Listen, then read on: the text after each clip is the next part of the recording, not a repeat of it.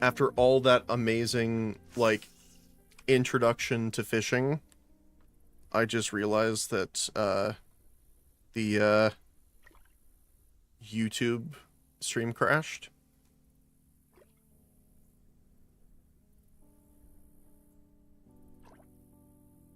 Which is very unfortunate.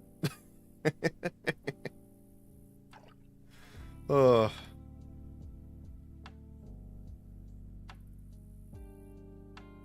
There we go.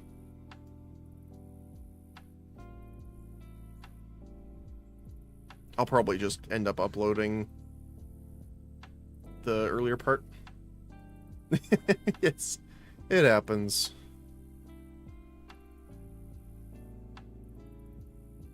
I'm just glad we were able to get online today. When we were streaming yesterday, the power went out. And, I don't know what exactly happened, but got it back earlier.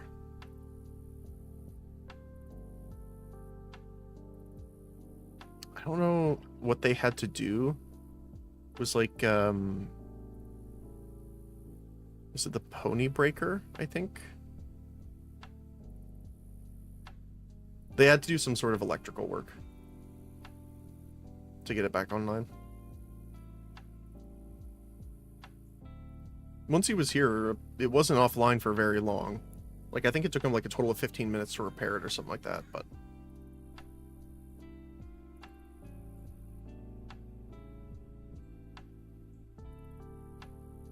Although I guess I'd rather have the case of the power going off than too much power, because then everything is fried and your insulation catches on fire, right? So I guess out of those two, you know, I prefer the power outage.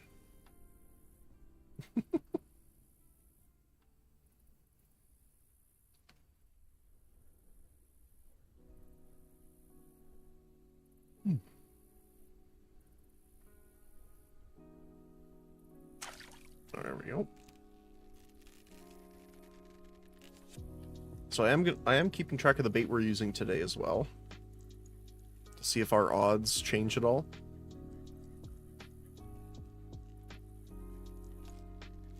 I'm assuming not. What I'm probably going to do is list it in the document up to 100 bait used.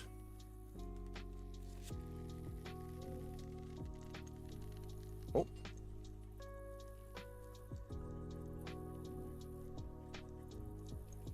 Alarm ringing behind me.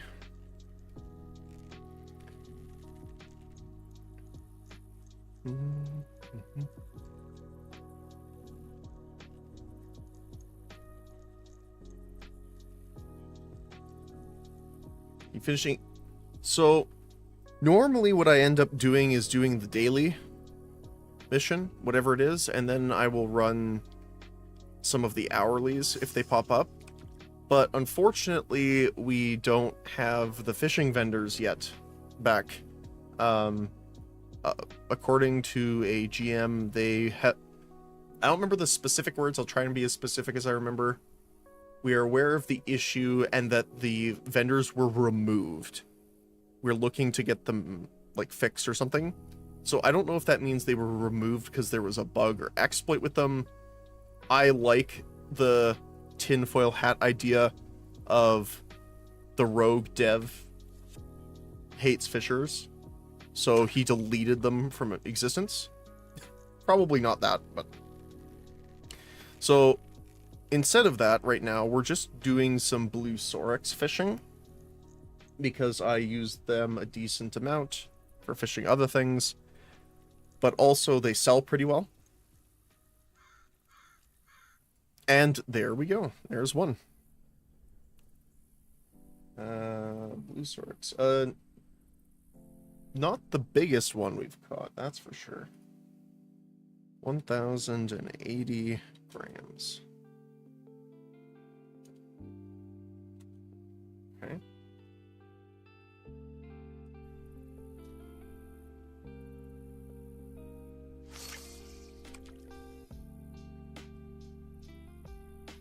Imagine if they put a weapon ability on fishing vendors, force all the spear users to fish. It would be cool if, like, fishing had its own, because it does use an instrument like the fishing rod. Like, I don't know. Embrace your, like, Gintama or something, and, like, it has, like, a knockdown move or like a drag move. If you cast the fishing rod and hit a person, you can drag them towards you, or something like that. It would be the best dismounting skill in the game. I mean, it would be interesting, though. Like, you could tie in some sort of, like, resilience, or maybe even patience, like a topic like that with fishing, have it relate to the skill itself. I mean, you could even have it impact fishing. That would be pretty interesting too. Like, you could use it for a specific amount of time. Maybe you could, like, your line wouldn't break. Maybe you could cut out, you know, you have an ability called, you know, basic distaste, where all the common fish like herb, trudus, and canna won't bite your line. You know, there's things you could do with that if you weren't doing combat. If you were doing combat, you could do like a knockback. So if there's someone that's trying to annoy you while you're fishing, you can, like, smack them, like, do like a full swing, smack them with a fishing rod, and knock them back. Oh. There is so many things you could do with it. Calx fish, Phil. Make you really good money. Issue is they only sell when guilds are making big batches of top tier hot food. Yeah. Plus, I generally only catch Calx fish when I'm using LTS to catch other fish. I've never specifically gone for them. Not for any particular reason, just because, honestly, they haven't been on the daily when I've been here. Again, I generally try and do the daily first, and then if there's any other ones. So we've generally done, like, a lot of creft, crab, we've gone for rays, skull kua, blood kua, a kelp dragon before it was bugged. So I mostly do that to get the silver rewards and the Clade XP. The only reason right now I'm just fishing for Blue Sorex is because of the vendor being, you know, Thanos snapped out of existence.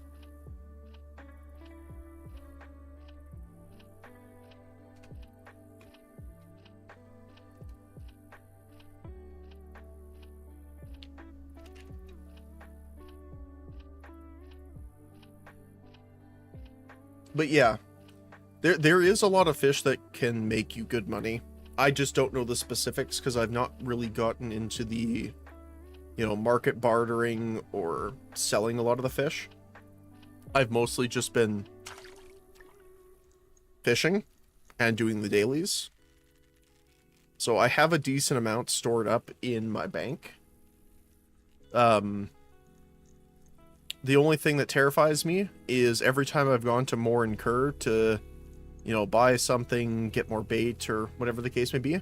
Both times, well, 2 of the 3 times I almost got murdered by a bear. He can smell the fish. It's also a little bit riskier depending on... That is a tiny herb.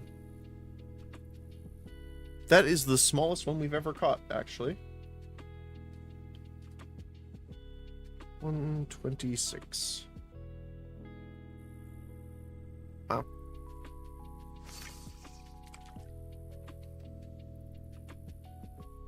Like, I also think, is it Blood Kua and Skull Kua that sell really well too? I know you can get a decent amount of money from scales from a lot of the fish too. I think lake and leptoid scales you get a decent amount from. especially if you like train up your lore and stuff on them, because they're using crafting, I think. And there is also apparently some stuff which I haven't gotten into really yet that is used for alchemy. But because we haven't delved super deep into that yet, I'm not very experienced on that side. The only real crafting I've done so far is like the Haven stuff. And I had a blacksmith character in the first Mortal game when I played that for a while. So I'm more familiar with Mortal 1's crafting stuff when it comes to, you know, the different parts when we were making swords and weapons, which I really liked. Making some super weird looking weapons by making some of the blades really long. But, yeah. There is also some... I think there's a fish. I know there's a frog. But apparently, to my knowledge, what people have told me, they are eventually adding poisons into the game. I don't know if this is confirmed. I don't know when it would happen. But I think it's the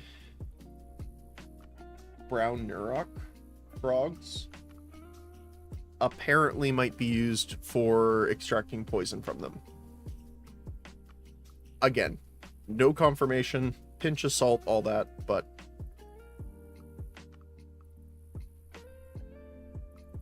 I think there's also something to do with some fish are really good for dye, like color extraction.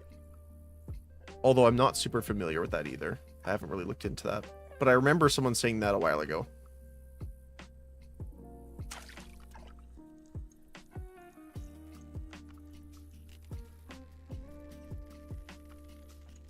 But yeah, generally it's big batches, yeah.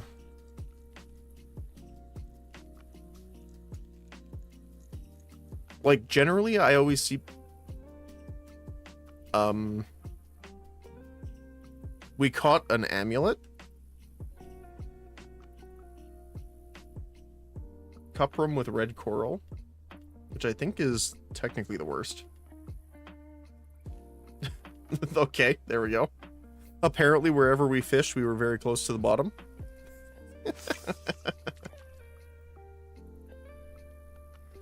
Kua is useful for health food, but it overrides the hot buff from hot food. Oh. So most people use kelp dragon meat if it's available. Gotcha. Yeah, we've done some cooking stuff. We used to...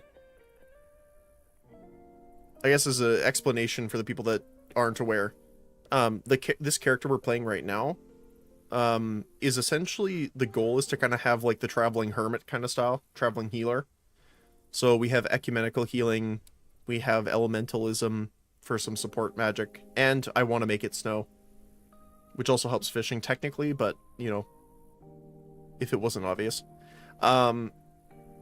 We have alchemy, cooking, fishing, and taming as our others. So taming for mounts, things like that. Cooking and alchemy for making potions and food. Fishing obviously helps with that. So that's kind of the overall goal. We're still quite a few skill books short, which is why we actually came to Toxia in the first place, because Morin Kerr has a lot of them. And because, well, I was going to come later on, technically, but Squirrely actually was like, hey, if you come right now, I'll show you some stuff. And I'm like, okay, fair enough. So that's why we ended up coming here a little while ago. So my goal is still to make some money so that we can purchase the skill books. I haven't checked the broker in a bit to see if they are still the same price range and stuff like that. But it was weird that they were the cheapest here, so. But yeah, so that's what we did before. It was really fun, actually. We were helping out people that were doing, like, PvP. Like, not like actual PvP, but I guess duels is more the better description. So we were hanging around the duel arenas in Fabernum, in Tintrum, and Beduli, and we would give food to, because you can't sell food after you craft it, which sucks, but I get why. So we would make food we were testing out different things, and, you know, obviously we're not going to eat it all. So what we would do is we would go to the arenas. The people that were fighting, they burned through their reserves quickly, so we'd give them the food we made with cooking. And obviously, the person that loses the duel heals up very quickly. However, the person... Oh, actually, no, I think it's the opposite. I can't remember. It's been a while. One of the people heals up very quickly, the other one doesn't. So we can use our healing to also get them back in. And most of the people really appreciated it because they're just there to duel. They don't want to sit on the ground, wait for all their reserves back and to heal up. So that was fun. Now, a lot of that, the way that they did change, from what I know, with the new skill system, they did a lot of the spin block, which I just refer to as Beyblading at this point. I don't know. We obviously we haven't had a lot of dueling going on in Toxia, so I can't really say how much that's improved. But from my understanding, that was one of the major aspects, is they wanted to kind of curb that style, because it was funny to watch, but it was a little silly. So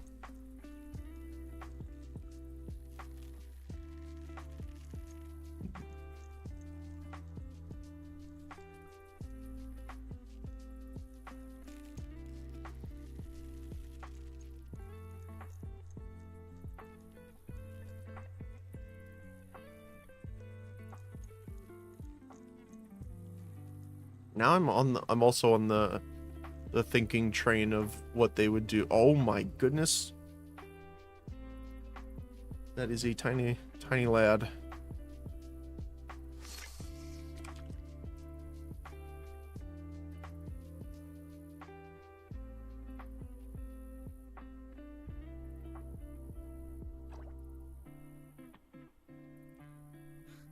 I fish for Ventriosus and Calxfish and Meduli. It's around 200 gold for 1,000 units. Oh, that's not bad. We've caught a few of those here, but not too many. It was actually like, I guess 3 weeks ago now, we caught our first Ventriosus, actually. It was just shy of 2,000 grams. So...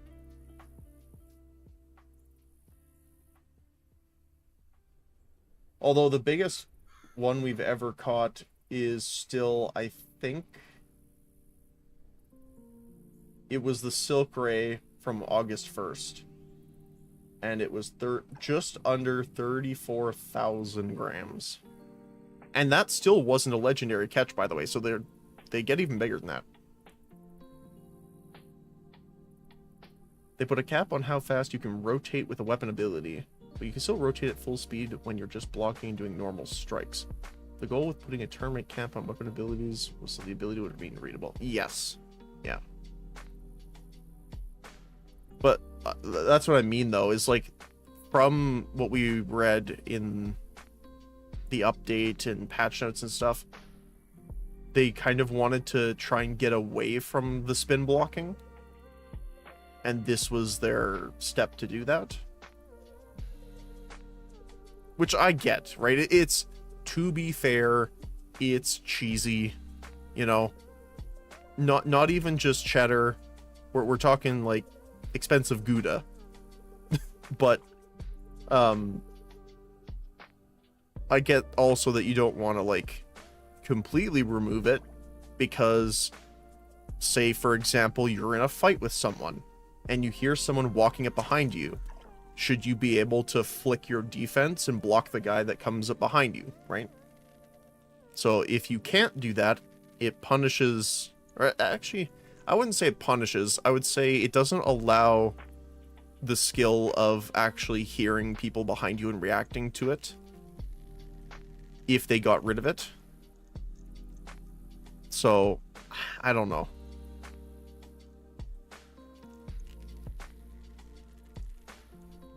Like, maybe they could limit a degree amount in combat to like 180. And then have like a second of a cooldown. Well, not a second. That would be way too long. But like, I don't know. At least half second. But nah, I don't know. I'd have to think about it a little bit more.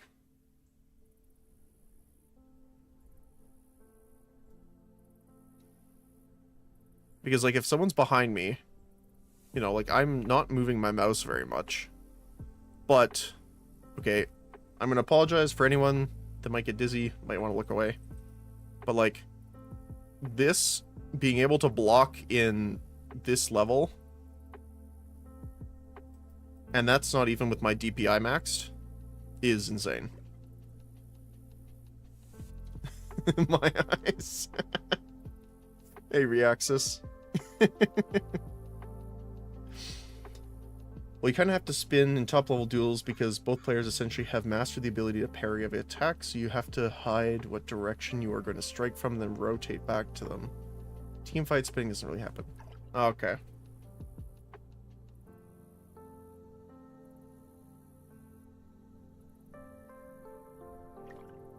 Hope y'all having a great day. Yeah, I mean, we got power back, so that's been nice. I don't remember exactly what the issue was. We ended, like, it cut the stream yesterday. When they were fixing it, it didn't take them too long to fix, though, luckily. It was like he was only like about 15 minutes. I think it was like the pony switch, something like that. That's in the breaker panel.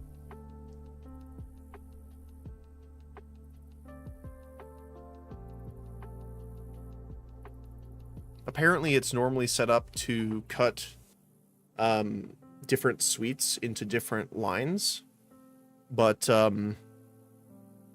it was the entire house. So they had to fix whatever they were doing. I am no electrician. I mean, I know some basics of wiring when I did like robotics stuff, working with like Raspberry Pi and Arduino, a little bit with, you know, what was it? What's the Lego one called? I used that a bit too when we were in school. Mindstorms. So I've also done a little bit of breadboarding. Not too much, but a little bit.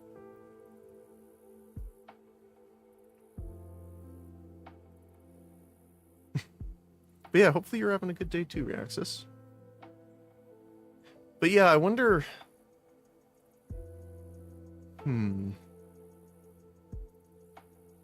It's interesting to say that they have mastered to parry every attack.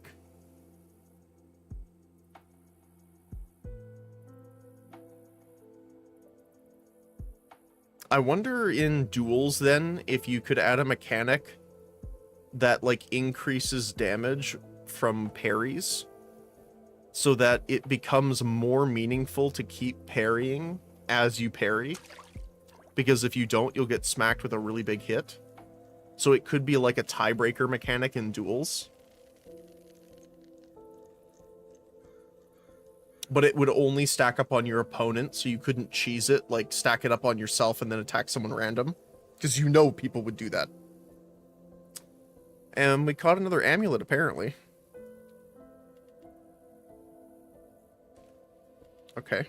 I was not expecting to get amulets here, but fair enough. So it's like, you know, parry target gets the debuff of like a percentage increased damage taken from the next hit, that kind of thing. And it would stack up as they parry. So in those situations, you could have some... Oh, this might be a Blue Sorex. Maybe not. Could be a Big Herb. They kind of have that. When you do a parry, you can instantly release an attack for full damage. But you don't need to charge it, but it doesn't stack. Yeah.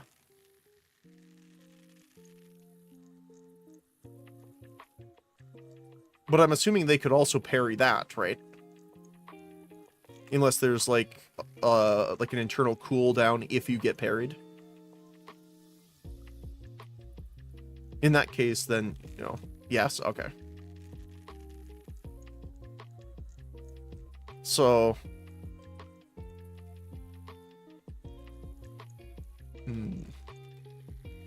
because then it's kind of, if you're at the level of mastery that you are like both players are deflecting every attack, at that point it more becomes who makes the mistake first. That is just a big herb. I was correct. So in that case, then maybe doing that. But that kind of sucks for people that have defensive builds, right? Because then you're just kind of getting rid of all of their stuff. Potentially. So it's not really a solution that's awesome. Because if that was the case, you know, all of the duelists would go like, is it Thursar, I think, that have the attack damage bonus plus two-handed? Something like that.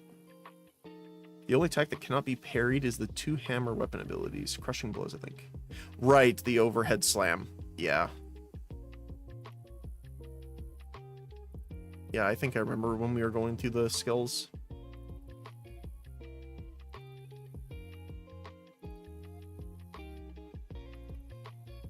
Yeah.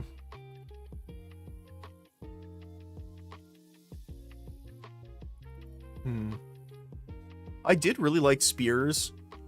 Getting used to the range, though, was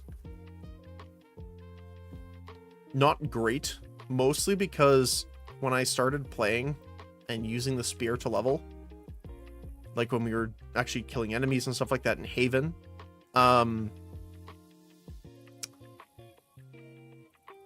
since the NPCs move slightly faster than you, like in most cases when you're in combat, and they always get right up in your face, there is almost, or at least unless you're super skilled, which I'm guessing you're not if you're on Haven, would be like they just always got close, so you're never hitting optimal damage. You're always hitting with like the wooden piece of your weapon, which does so much less damage with the spear. Even the overhead attack with it would just like thwonk.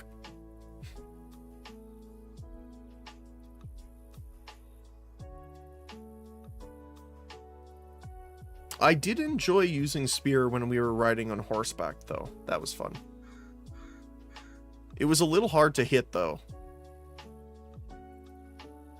Although it just might be the case if we need to use a longer range spear. Because I was using the Haven one. I don't know if the ranges are different. That's what I loved in the first game, though. Is like when we were doing blacksmithing stuff, you could just extend the blade.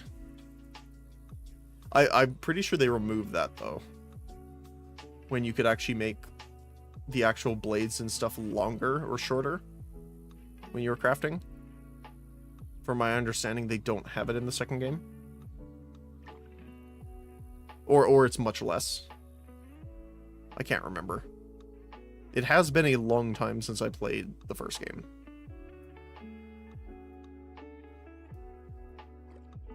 I just remember really enjoying putting weird pieces together.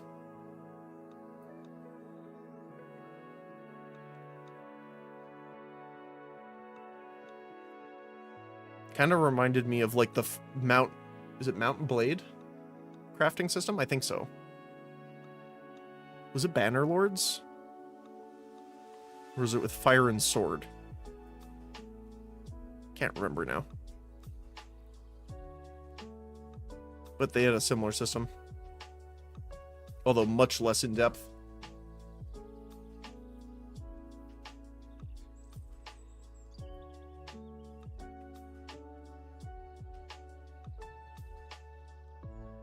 Watch, as soon as I, like, press Z to look at the skills is exactly when the fish is gonna bite. I told you as soon as I pressed Z and my mouse came up, I baited the fish in more ways than one. I knew it.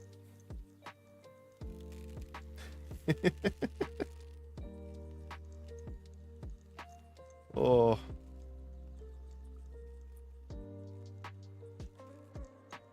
After I'm done reeling this, I'm gonna clip that. That was just perfect timing.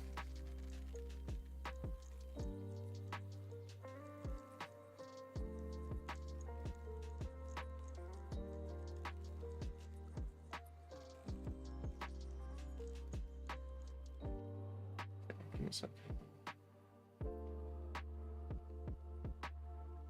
There we go.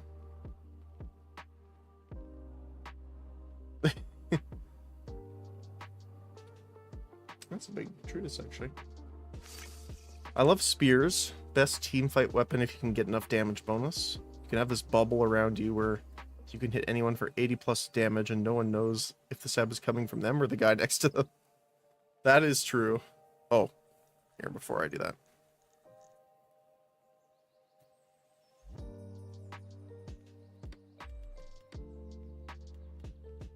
Yeah, cannot be parried.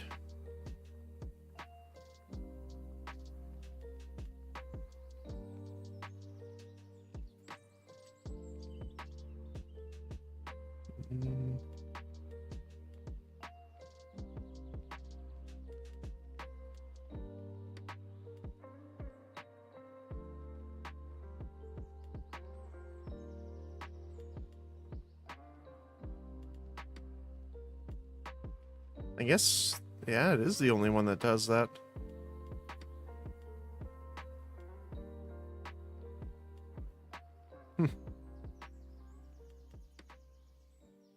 Interesting.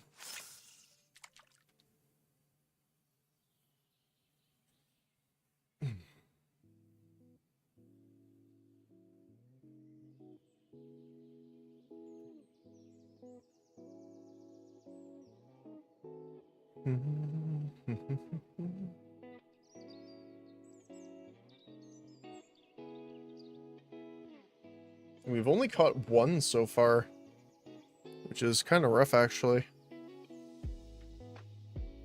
I don't know how much bait we're at now, but...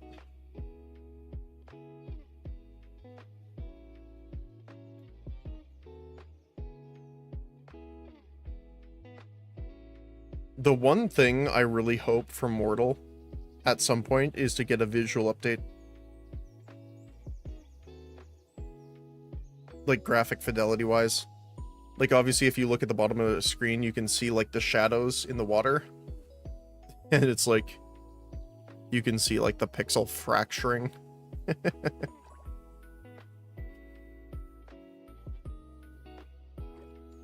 We are in the Matrix, for we can see the cell shading. They're not using vector. Ugh.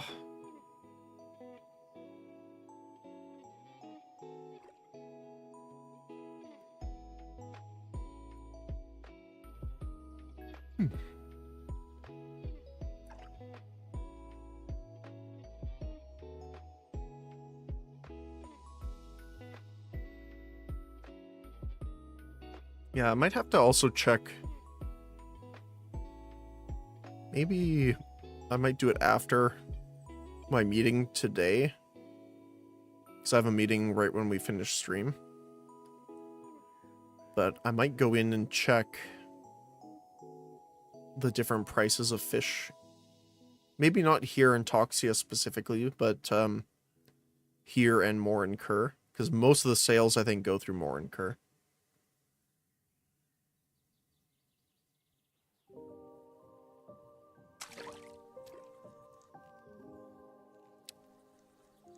I don't know whether to be happy about that or concerned.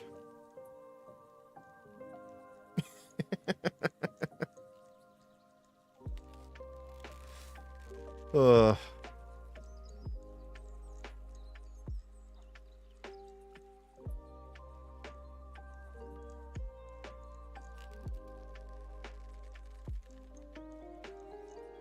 but just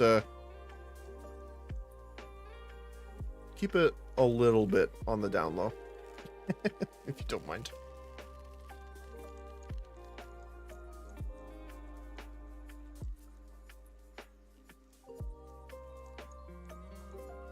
Oh, another canna.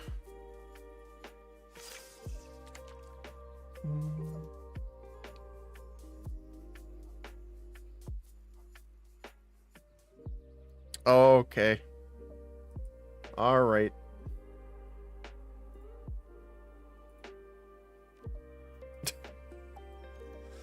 Uh.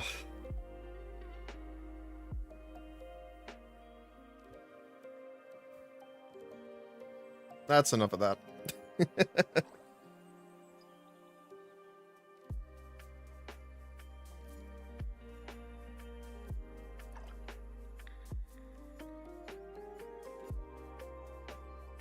Again, I don't know what to feel about that.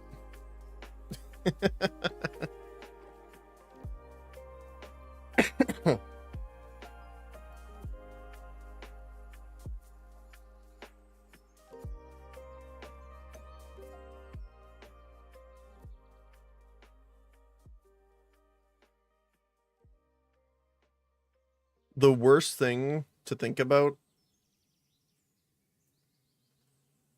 is if you enjoyed the timeout. I love pet mage builds, especially if you're a slower mage. Yes. Gives you something to self-peel. You can always mount it and stay mobile if you position your... Something becomes risky. Yes. I don't have mounted magery, so right now, while we're mounted, our spells are less effective. But with the whole traveling, you know, healer kind of style, the mount is more for safety and transport than anything. That's why people were suggesting, is it Arctic Mulva, I think? I think that's the one.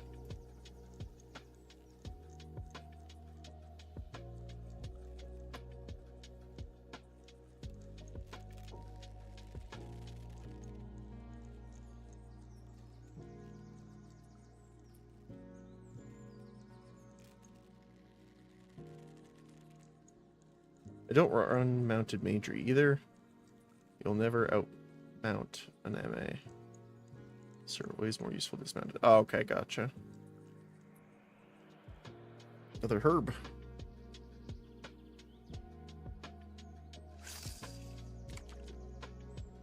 The one thing I might try next time, it's so weird with Mortal, because right now, like, hold on one sec. So I'm just gonna pause the audio for a sec, the music. Yeah, it's really hard to hear, but are you guys able to hear, like, the birds and stuff in the background? Because it's so strange, because, like, the audio is so weird. Sometimes Mortal has, like, the most, like, atmospheric, like, when the music is there, the sound effects of, like, birds, crowcaw and stuff like that is just really nice. But then it cuts in and out of nowhere. Yeah, like, I can hear them in my ear, but it's not really showing up in the stream at all, like, in the music. Because I want something in there.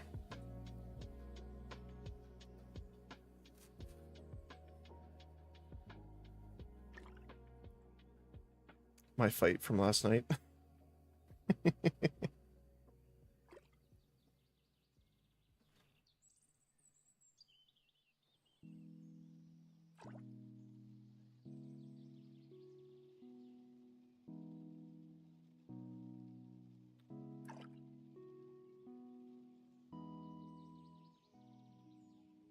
Yeah, I might have to try messing with the audio a little bit.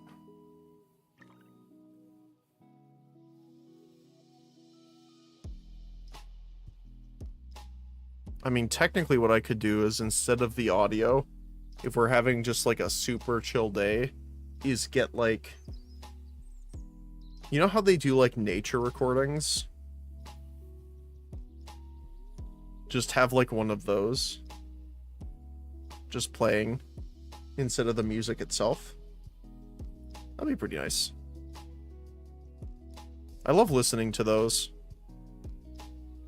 Unfortunately, where I am and in current health state, I am not really able to go fishing or camping very much, and I really miss it. To be fair, I haven't done it for a long time, but I don't know. I'm kind of a weird person in the sense of I really like technology. I love like robotics, technology, game design, game making and stuff too. And then it's just like, yeah, but I could also just go live in the woods for like a month. I think the link got censored, but you looked up on time. Great outpost fight for Jay. Yeah, if you post, so we had a problem with links before. That's why they're blocked right now. Except for like me, I can post the links. But if you type the name of the video, I'll definitely check it out after. I'm assuming it's like a YouTube link or something. It's just because the bots are getting sneaky.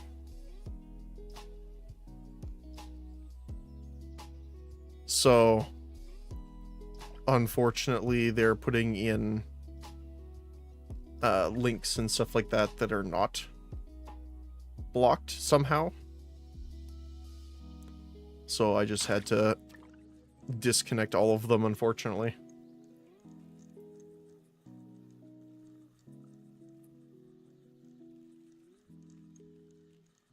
But yeah, I'll definitely take a look at it. I'm interested to see the fights and how things are playing out now with the abilities. Because we haven't really seen much combat since the update happened, so... Actually, I don't think we've seen any, really. So... Oh, we got a stick.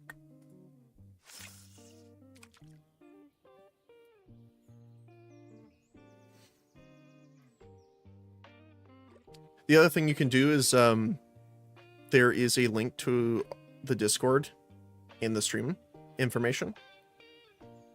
We do have sections in the Discord where people can post like videos and links and stuff. So if you want, you can post it there. But even if you just link it here, I'll take a look at it. Or I guess I shouldn't say link it here, but the title of the video, and I can look it up.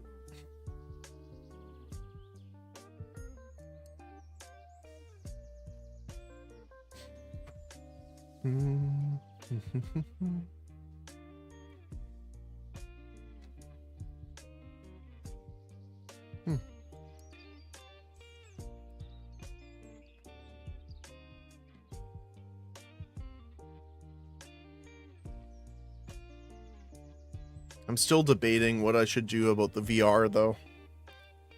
Because like I really want to get back into it. But I also don't want to pay like $400 for a base station. Don't really have that kind of money to throw around, so. The debate is, do I try and find one cheaper from someone like secondhand or something? Or, I mean, even the secondhand ones are still going for like 300. Because they stopped production on Base Station 2.0. Because apparently the Deckard's coming out either this year or next year. I don't know the specifics, but apparently it's supposed to come out soon. But unfortunately, you can't run the VR with only one base station. And I curse the movers that broke it. Not really, but kind of.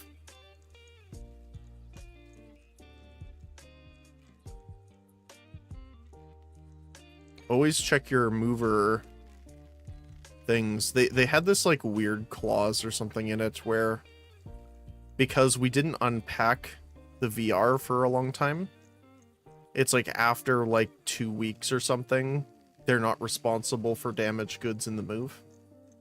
Like, even the insurance you can put on your stuff when you move. Oh, hi. Trutus. So, because it was after that duration,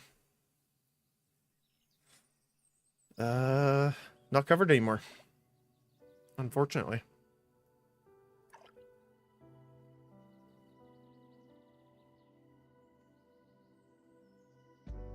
But I guess that also implies that I would have enough money at the time to pick up the Deckard. Although I don't know if we have a price range released yet.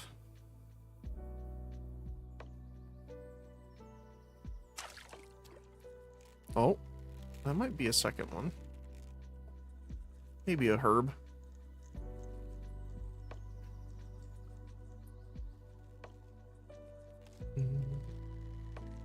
Because, like, I used to play, like, a decent amount of games in VR. I used to also make worlds and stuff like that for people in, like, VR chat and stuff like that. I guess for those that don't know me already, I do a bunch of different positional work, but my main job at the studio I work at is a game designer. So, even when I was not doing that as a job, I really enjoyed just like creating worlds and stuff like that, so I got to work on quite a few for VR chat, which I'm really sad about still, that they went with easy anti-cheat and purged all modded content, which sucks.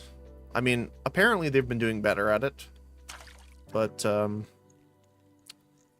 it was unfortunate at the time.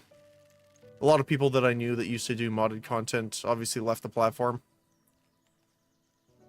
which again is sad because a lot of it wasn't like bad modded content. One of the biggest ones I can kind of think of is that easy anti-cheat. VR chat never added any type of accessibility options for people that were deaf, or at least hard of hearing. So there was a mod that would trace people's movement, and wherever their feet would be, they would have like water ripples almost. Like echolocation, like if you ever seen like the Daredevil movie or something like that. So that they could actually see people moving around like behind them and stuff.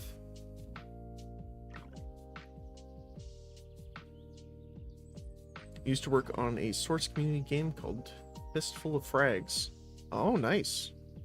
It sounds familiar for some reason, but I can't place it.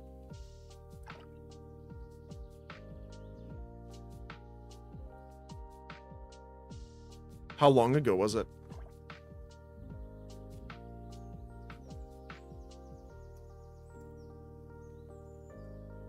It had some level of popularity. Okay.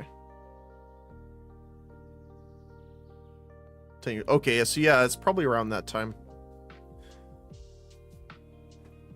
Back when most of the games we were playing were on like Miniclip, Armor Games, some Newgrounds, stuff like that.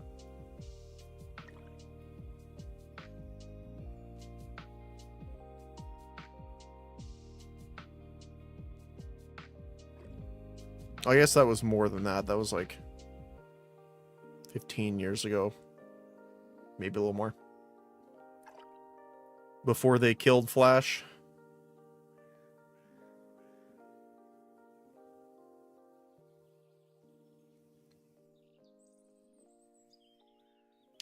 FPS game Steam page for it's still up. Okay.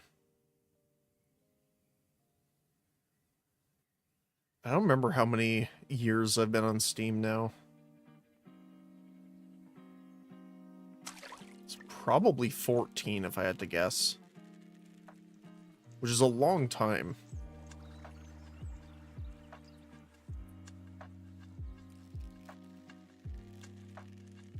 Mostly, it would have been probably earlier, but when Steam first launched, I was in government care.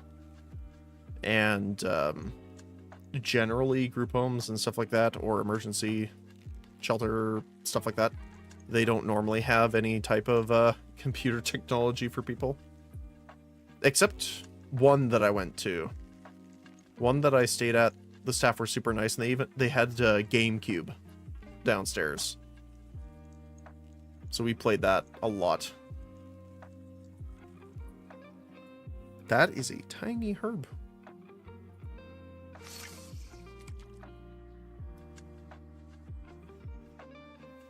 It was one of the old, like, it had one of the older Tom Clancy games. Was it like Ghost Warrior, maybe? Can't remember. And that was a long time ago. That's 15...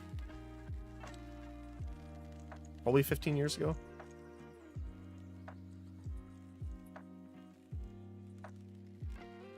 Because I had a weird situation, because I never got placed anywhere during my earlier time in care. Normally you do. But generally foster parents or, you know, adoption centers, all that kind of stuff, generally they look for younger kids. Statistically, that's the case just because generally if parents are adopting or fostering, they want someone that will grow up and see them as a parent still. So they don't like taking older kids. So I ended up sticking in there, but because they don't have like permanent placement, I don't know how it is in America or other places in the world, but this is here in Canada anyway. They have essentially what are called group homes, which are classified as like an emergency shelter, but you can only stay there for 30 days. So that's where most of my moves come from. Is I think I spent almost 3 years in those. Almost 3? I can't remember exactly. This has been a while. But, so I moved like that a lot until I got placed in a program called Independent Living, which is essentially the government saying, here's rent for a landlord that charges very cheap rent. Good luck. And you're there until you turn 18. And then they say, okay, bye. Which is one of the biggest problems we have with care here, is like there's no setup for release or anything like that. As soon as you turn 18, it's like you no longer get assistance from them, and you can't see the workers or anything like that anymore. It's just gone. 18th birthday, day of. Which is really unfortunate, because that's how a lot of kids here have trouble after care, is they're kind of just thrown overboard. But in the last couple years anyway, from my understanding, it's gotten better though. So that's always good.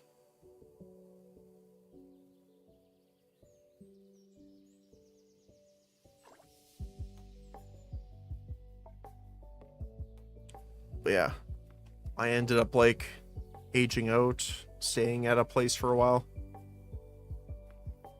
Couch surfed a little bit until I found work. And that's when I started working as security. Worked as a intellectual property protected area security for a while. Really enjoyed that. It was at a, I can't really say exactly what it was, but it was a place further north. And it was amazing at night because it was in a place that has very low light pollution. So you could see like every star in the sky. And the people that I worked with there, other than the foreman and our boss's boss, those two were not great people. The foreman was one of those people that says, oh, you should know who I am. You don't need to look at my credentials. I'm like, nope, that's my job. I'm sorry. And he proceeded to almost run me over with his truck. So there was that. And then the boss's boss just didn't like it because the company hired a bunch of new people. So in order to have a reason of firing them, what he would do is like 4 hours or so before your shift, they would change your shift hours, either to be earlier so you were late, or say, oh, you weren't supposed to show up today, it's tomorrow, that kind of thing, so that he could get rid of them. Which again is like just really, you know, turd behavior. But yeah. But everyone else I worked with there, the other security guys, the workers themselves, everyone was super nice. A lot of people, especially the workers there, are like career, so they'll work on specific sites, then they'll move to other sites after that project's done. And a lot of them are older, actually. Like, I was surprised the amount of people over 40 that worked there. But they loved it, so nothing but respect for them. That's rough. US system pretty identical. The foster care system isn't meant to be permanent, but they don't move people around as frequently. Okay. Yeah, here it's like the foster parents aren't meant to be permanent as in forever. They're permanent as in you can stay there until you age out. So 18. But what happens a lot is if either a parents, plural, whatever, foster someone, they could either adopt them in that process, or they could just stay with them after they age out as like their child, pretty much, depending on how long, how close the relationship was, you know, that kind of thing.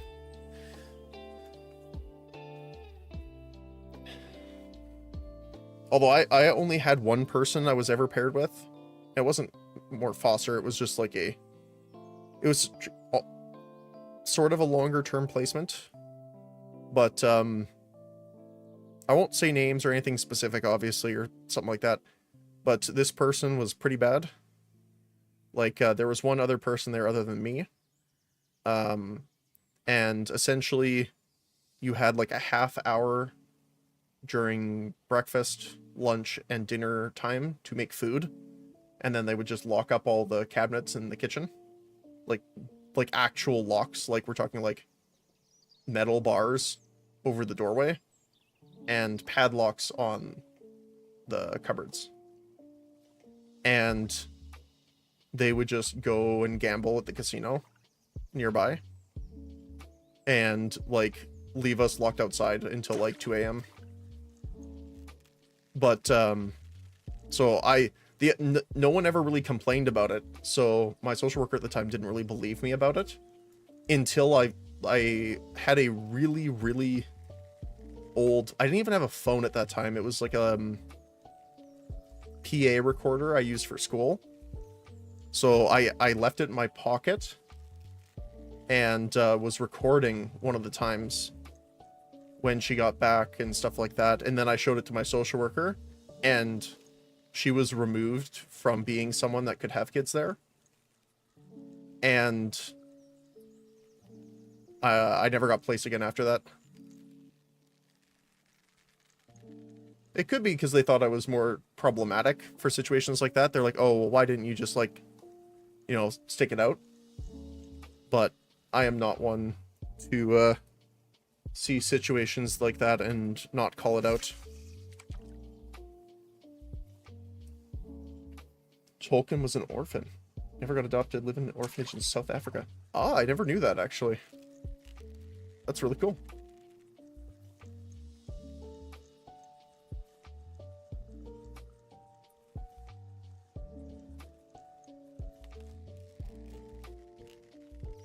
Yeah, it's not like... It's weird. It's not like you have, like... You're never gonna do anything, right? Like, there's no, like, thing like that tied to you. It's just generally less fortunate because generally you have a much more...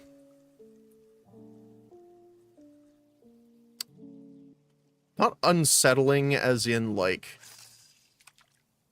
deviousness, but just unsettling as in you're moving a lot, you're dealing with a lot of change all the time, and kind of more volatile upbringing generally. Like, most of the kids that were in care that I knew were there because they were taken out of the home from the parents' side because they were either involved in a lot of crime or, you know, drugs, alcohol, that kind of stuff.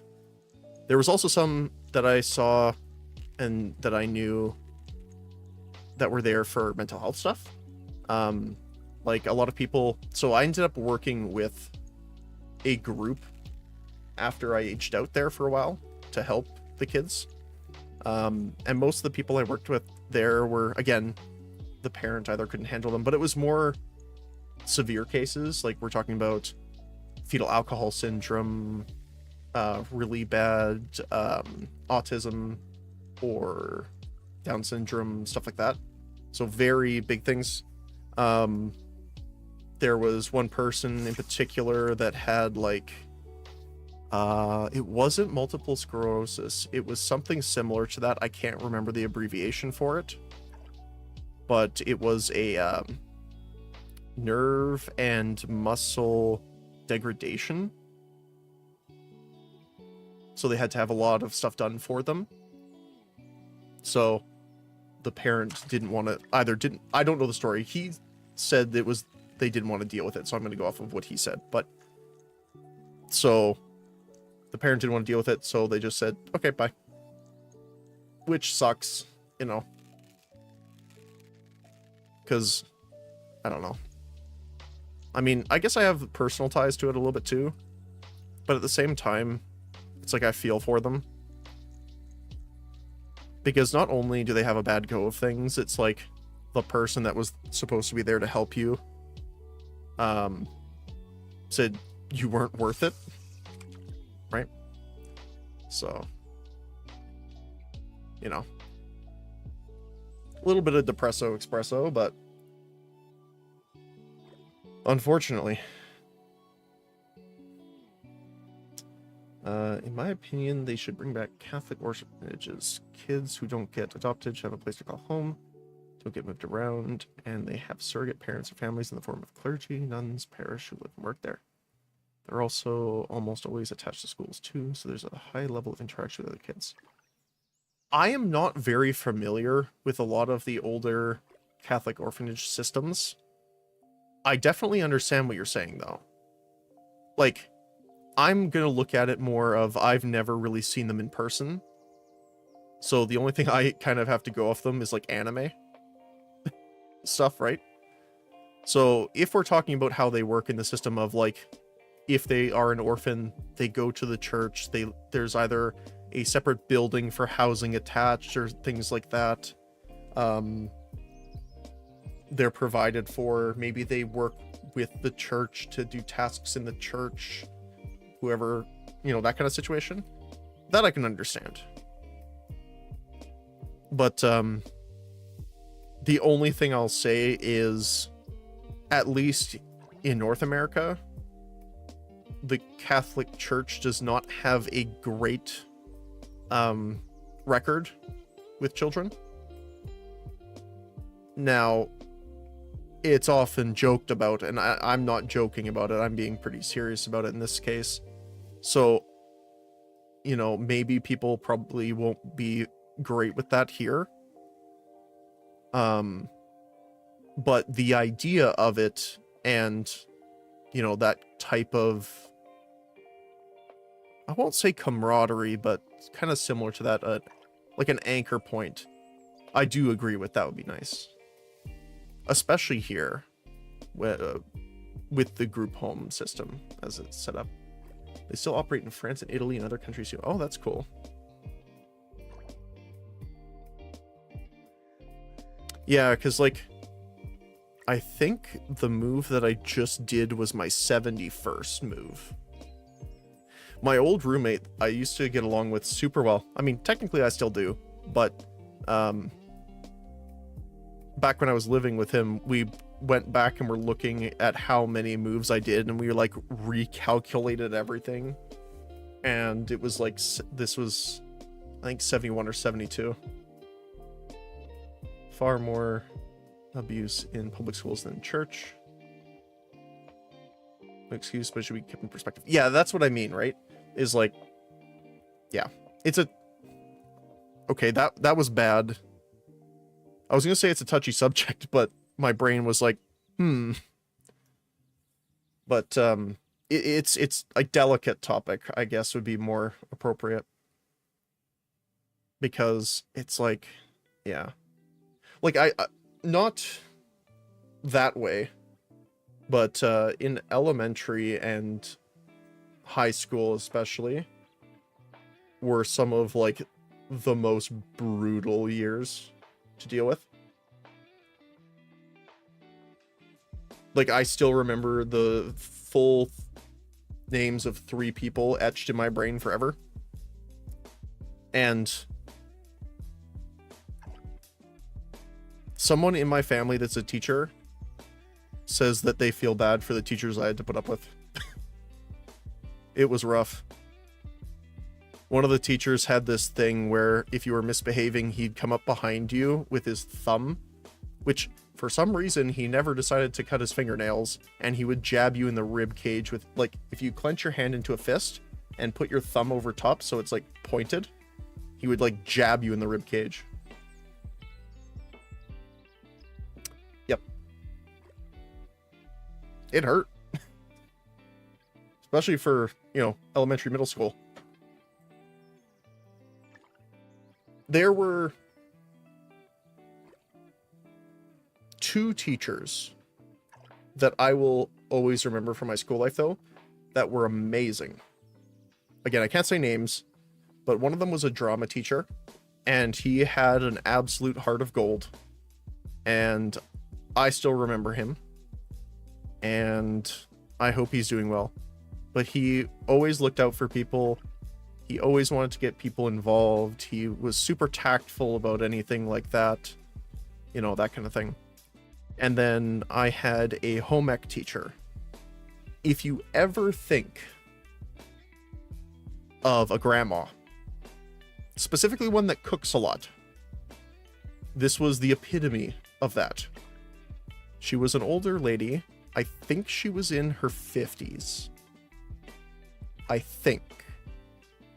We never really asked, but and she was the 100%, you know, grandma, let's teach you some recipes, had the look, attire, and voice to match. I don't know how to explain it more than it was like a spitting image of a stereotype. But she was amazing. And she is the one I learned my cheese scone recipe from, and I still have it today because they are amazing. It's like it's kind of almost more like a biscuit pastry, but it's more of a kind of a rounded scone. But the way that we make it, you do it in layers, and you can actually peel it in layers of bread and cheese. Oh, so good.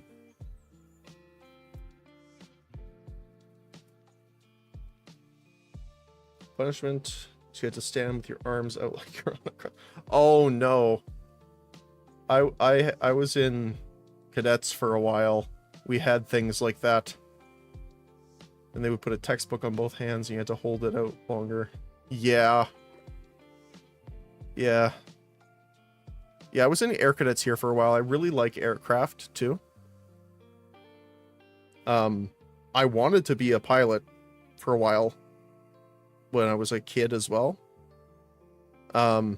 Unfortunately, health concerns made them say nope. But I wasn't too sad about it at the time because I really enjoyed robotics.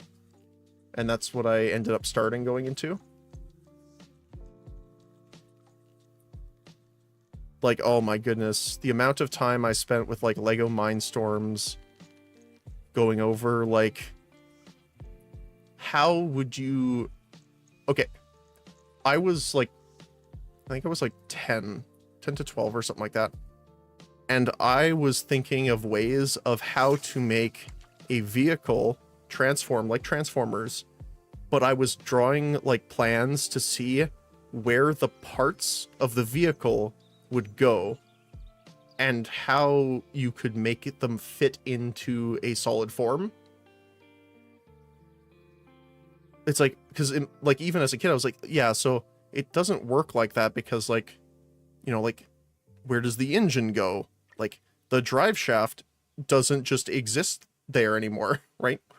So I love Transformers as a kid, but I was like, like, immediately immersion broke as a 10-year-old.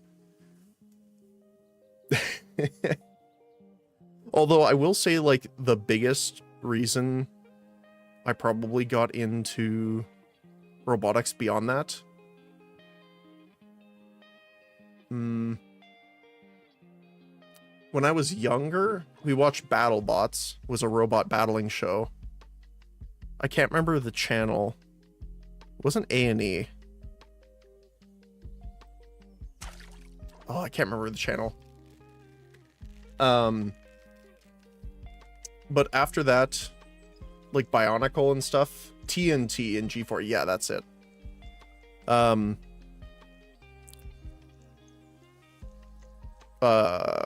And then obviously, like, I really enjoyed watching stuff like Mythbusters and things like that. I was really into, like, a lot of sci-fi stuff.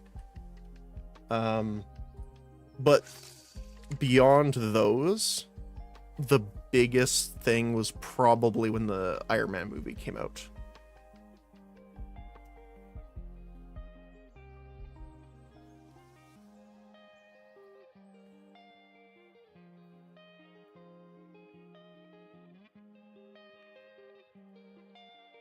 Yeah, probably Iron Man, I would say, would be the biggest.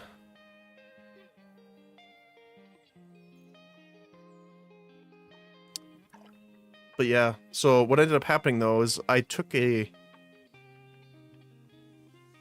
wasn't like a master's or degree course or anything like that, but there was a robotics course that I took at one of the universities here. And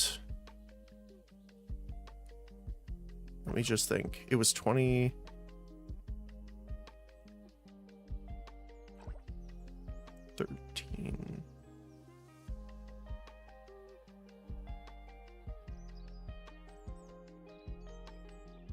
Hold on, I'm trying to do math in my brain here. And it's not computing. Which ties into the topic I'm thinking of, actually.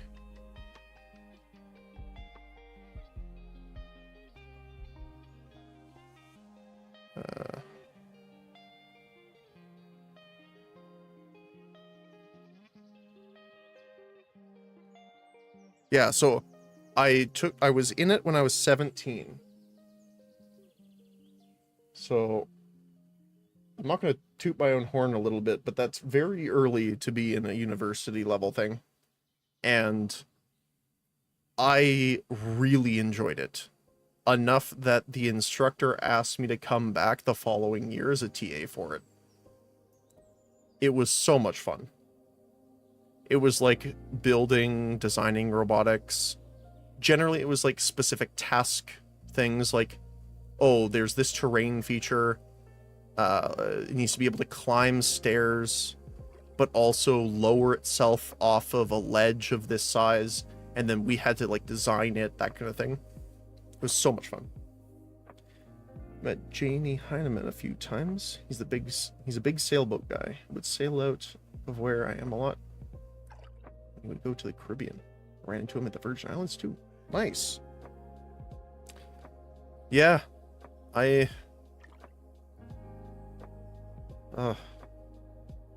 used to watch Mythbusters all the time. It was so much fun.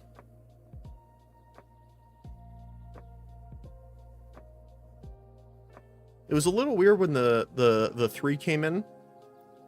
It took me a little while for them to grow on me, but I did enjoy them after. I was really sad when, I can't remember the guy's name. He passed away. I think it was like a heart attack or something like that, but he was really young. I can't remember why he passed away.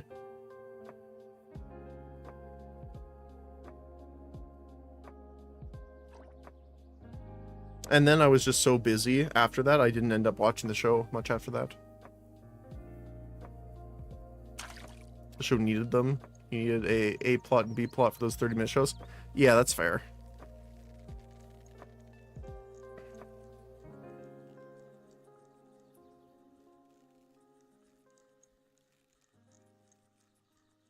Yeah. Oh, trinket. A ring. Cup room with amethyst. That's cool.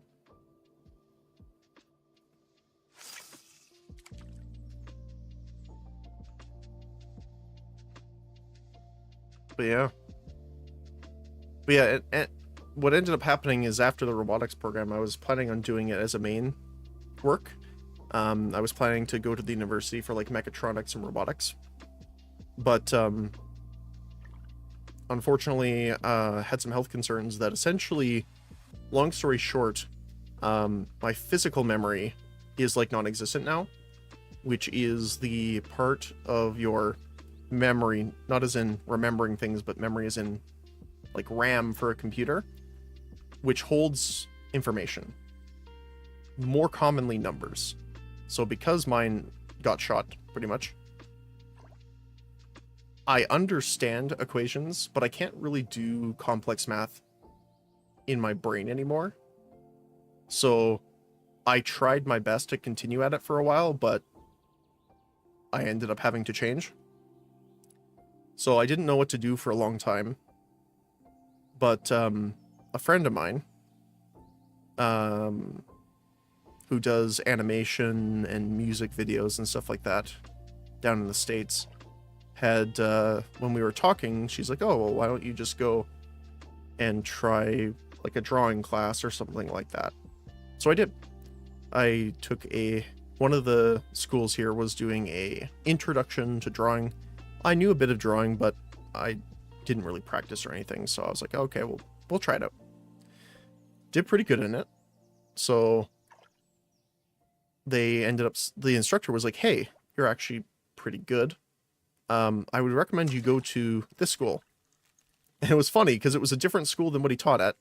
And he's like, yeah, this is more, fine art specifically. You would be good at way more, like, more technical, that kind of stuff. Because I'm more mathematical when I think of things like that. Which is, again, weird, but, fair enough. So I ended up applying for an introductory program. Oh, actually, I want to dump my stuff because I am over encumbered here. So I took an entry because I really wanted to go into animation. So I went and did the introductory course, and I was like, I have a problem. I like all of this, and I don't know what to choose. Because what they do is after the introductory program, you go into one of a certain kind of advanced program. The problem is the advanced programs were game design, animation, and VFX. I liked working in... Oh, I guess I'll explain this too. The introductory program had like everything. Like we did game design, we did 3D modeling, we did texturing and material work, we did photography, we even did stuff like oil painting and like just everything. So the only thing I wasn't great at was coding, because I could recognize a lot of stuff, but if you put me down and said write the whole thing, my brain would just fry. Like, I couldn't remember the language, pretty much. So, because we were doing also C++ and C# in that, because we were using both Unity and Unreal. So, like, I had people on my team come to me and say, hey, can you, like, bug fix this? Like, it's not working. Can you help me out? And I can look at it, read through it, and understand it, and find problems with it.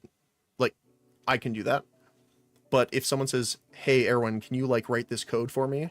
and I have to do it from scratch, I wouldn't be able to. Like, I'd have to look up a lot of stuff, and it would take a long time. So I knew probably coding, wasn't my main suit, but I really liked, again, my main goal was animation. But the problem is that the animation program that they had was generally only 3D animation, like Pixar kind of level 3D animation. And they had a bit of like modeling work. But I wanted to like learn how to design the character as well, to model the character and animate it and rig it, right? So I ended up going into game design, because if you want to make a game, you need a story. I also DM Pathfinder and D&D game every weekend, so I really like storytelling. So that works for me. So now that you have a story, you need a world, which is obviously, self-explanatory. You need to design how that world looks. Okay, so you need texturing, you need level design, modeling, things like that. Atmospherics, so you can also get into, post-production stuff. Well, you need characters. Okay, so that's character design. Well, they need to be able to move around. So that's rigging and animation work. A little bit of coding, obviously, in this too, but I'm skipping over that for this example. And then once you have your character, they can move around. They can interact with stuff. Okay, well, if there's weapons or something like it, you need obviously more 3D modeling stuff, but you also need things like VFX, right? Like normally in games, when you swing a sword, you don't just see the sword swing. You see like a trail effect or lighting, something like that with it. So I ended up choosing game design mostly because I liked so many things I couldn't decide which I wanted to do. Which is, I guess, a good thing. That's a good complaint to have. And so throughout my time in game design, the dean and one of the head instructors, I got along with most of the instructors. There was only one that I really didn't, but I don't think he worked there for very long, so it wasn't just me.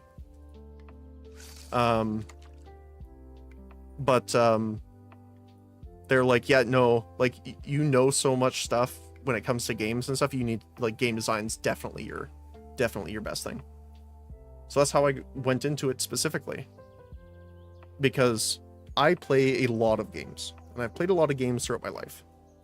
A combination of just enjoying a lot of genres of games, but also I have like really bad game ADHD, in the sense of if I play something a long time, or for a lot of time, especially consistently, I rotate through them. It's not like burnout per se, but it's kind of like, okay, I'm good.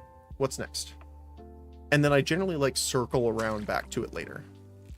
That's generally how my brain works when it comes to that. So I have played a lot of games because of that over the years. So when in game design courses, you're generally always working with a group. So whenever we were working in groups, if someone said, hey, Erwin, like, I'm thinking of doing a system like this, do you know how it works or how we can get it to work? And then I'm like, oh, okay. Well, the way you're describing it kind of functions like X system in, whatever game. You should go look at this, and then I can pull up like a YouTube video or something and say, so this is how it worked here. Is this kind of similar to what you're kind of like envisioning? And they're like, oh yeah, it's like, yeah, it's pretty like that.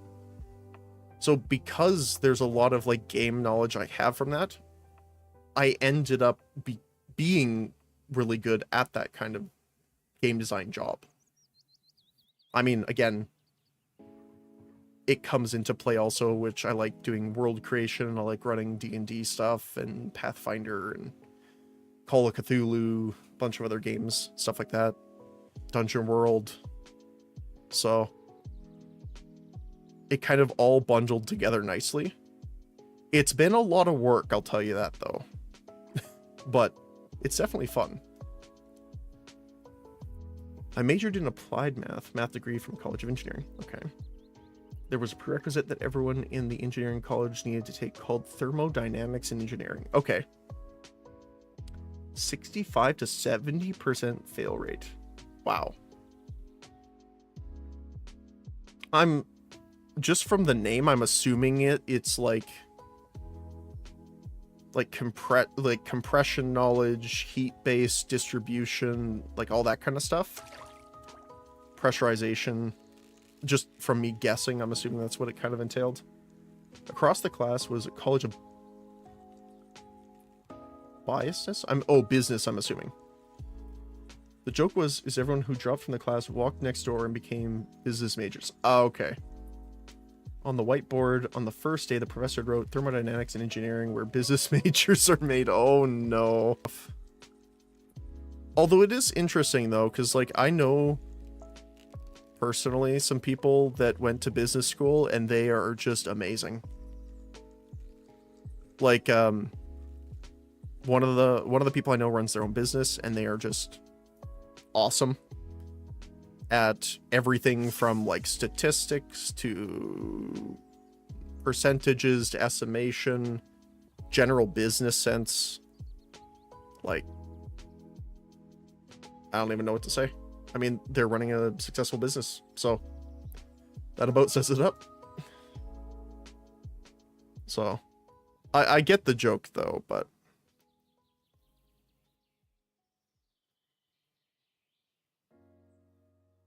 don't let that put off anyone that's going into business. Same with like accounting and stuff like that. Like if you're really good at math, there's some decent paying work for you, I'll tell you. There are really good business majors, really bad ones, like any discipline. Yeah, for sure. It's just that there's so many of them, it's like #1 major. Oh, okay. Yeah, I don't remember what the #1 or like the most applied things are here. I know like there's like the super basics.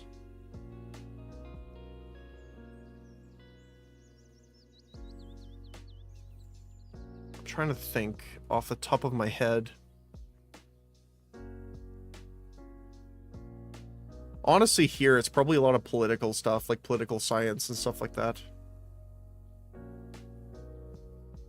Not that there's anything wrong with it. Again, I'm not meaning it like that. It's just I think that's probably the most common thing that people go through here. Or at least from my time at the university. Or just, like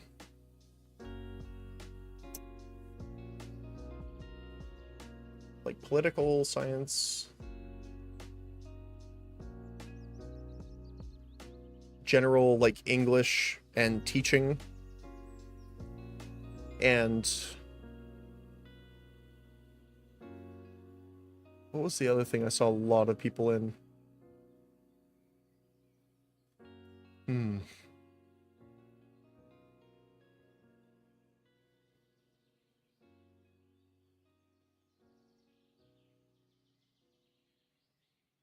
don't remember the exact name, but it would be like history based. History and social sciences. That kind of stuff. Those are probably the #1. There was also a lot of different universities and colleges where I used to live. So a lot of them are tech-based. So there's also a lot of technical jobs like IT, like general information technology. There's a lot of trades colleges here too. So electrical, construction, things of that nature. But those are generally like Red Seal programs, not like university courses.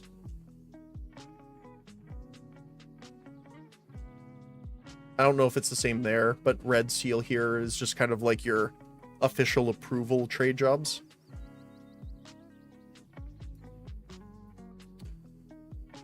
I don't know the specifics because I never really worked in trades specifically. 100% become an accountant. A good friend of mine is an accountant and a bartender. That's good. Depending on where you are, I've heard a lot of people really enjoy doing bartender work.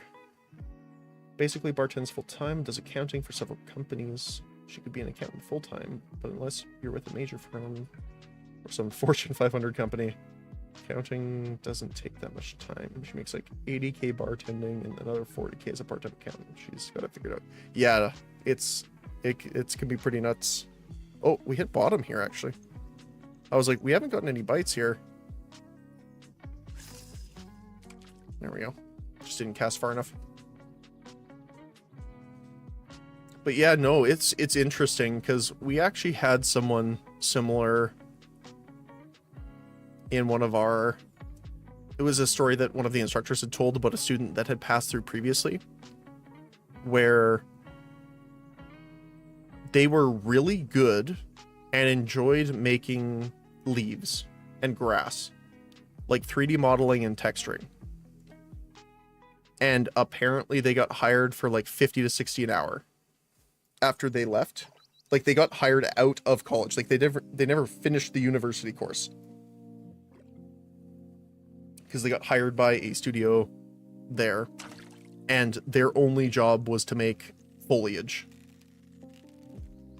Because there's not a lot of people that like doing that and or are good at it, apparently. Again, I don't know specifically. This is just what the instructor said, and I generally believe him. So,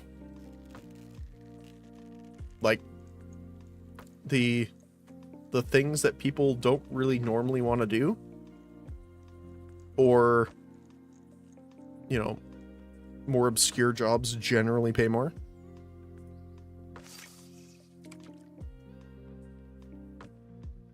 Like, I don't know about other places in the world, but, you know, people that do, I guess they're technically public service jobs, which would be like recycling, trash collection, that kind of stuff. They get paid pretty decently, from my understanding as well. The one that blows my mind here compared to other places in the world, though, is teachers. Teachers here get paid really little.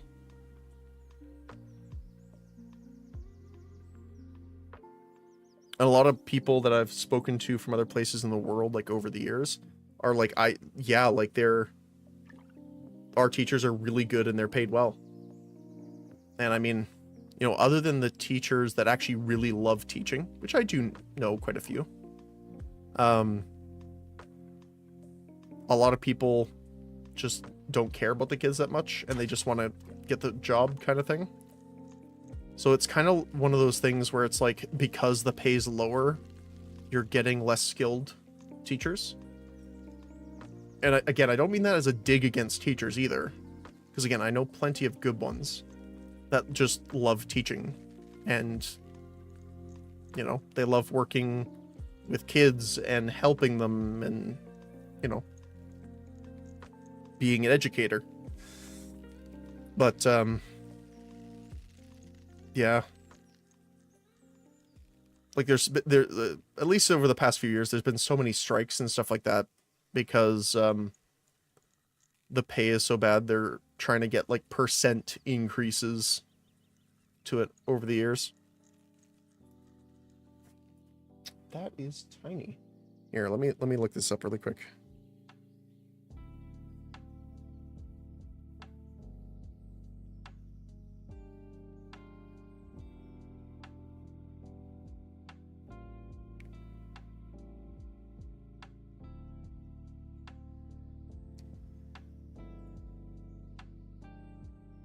So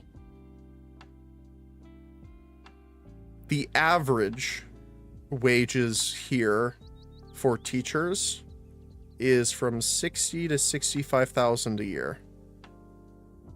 So let's see. Let's just do the higher end of the average. So let's do 65.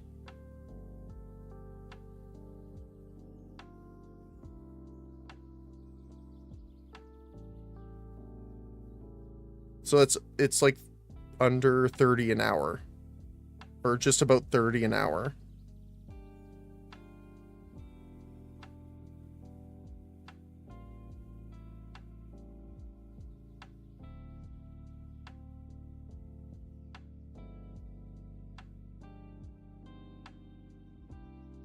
And again, this is Canadian dollars, not American.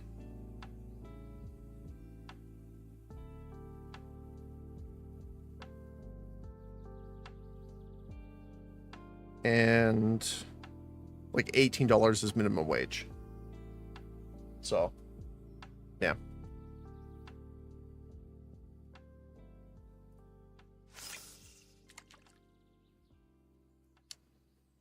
They get paid decently here. A lot of my family is or were teachers. All teachers love to complain.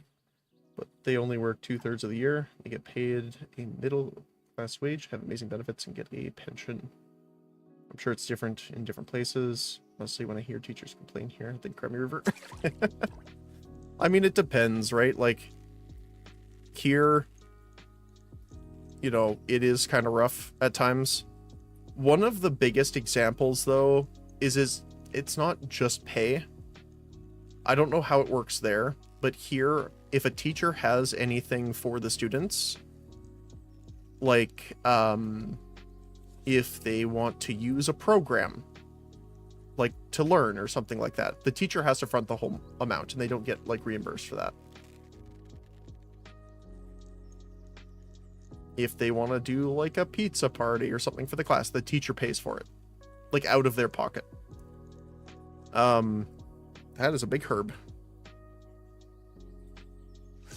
In addition to that, though, the average class size here right now, I think, is around 40 to 45 students. Something like that, right? Let's see.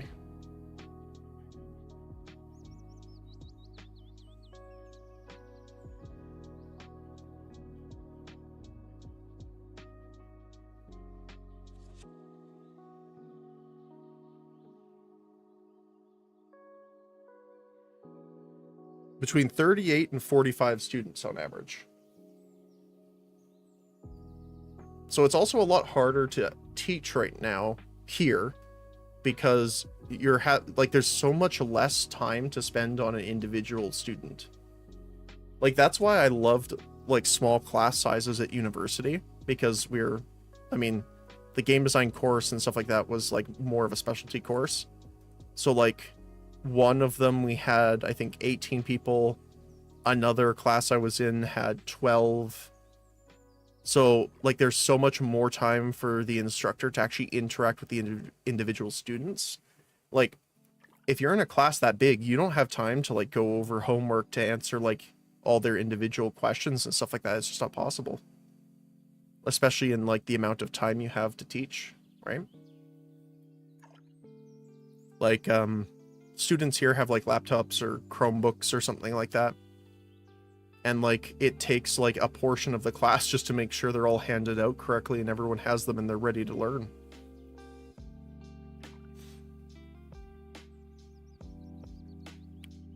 Which sounds, you know, like a little, you know, oh, you have, you know, Chromebooks or something or laptops, you know, spoiled. But I had a IEP, or individual education plan, as they're called here, when I was growing up for having a laptop, because I had a written output issue. And they never did it. And we didn't know that it was illegal here, that they weren't doing it until it was too late. But,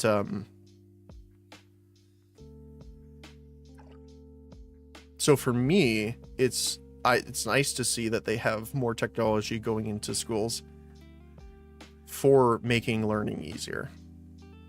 So that's a positive.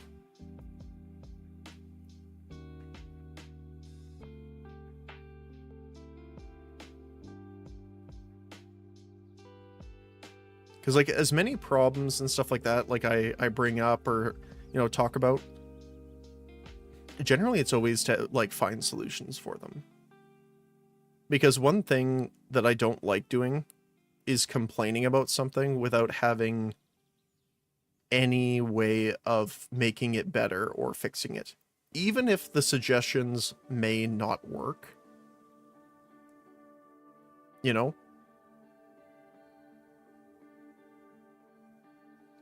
You know, there could be other information or, you know, things that may be reliant or tweak the outcome that I have no idea about.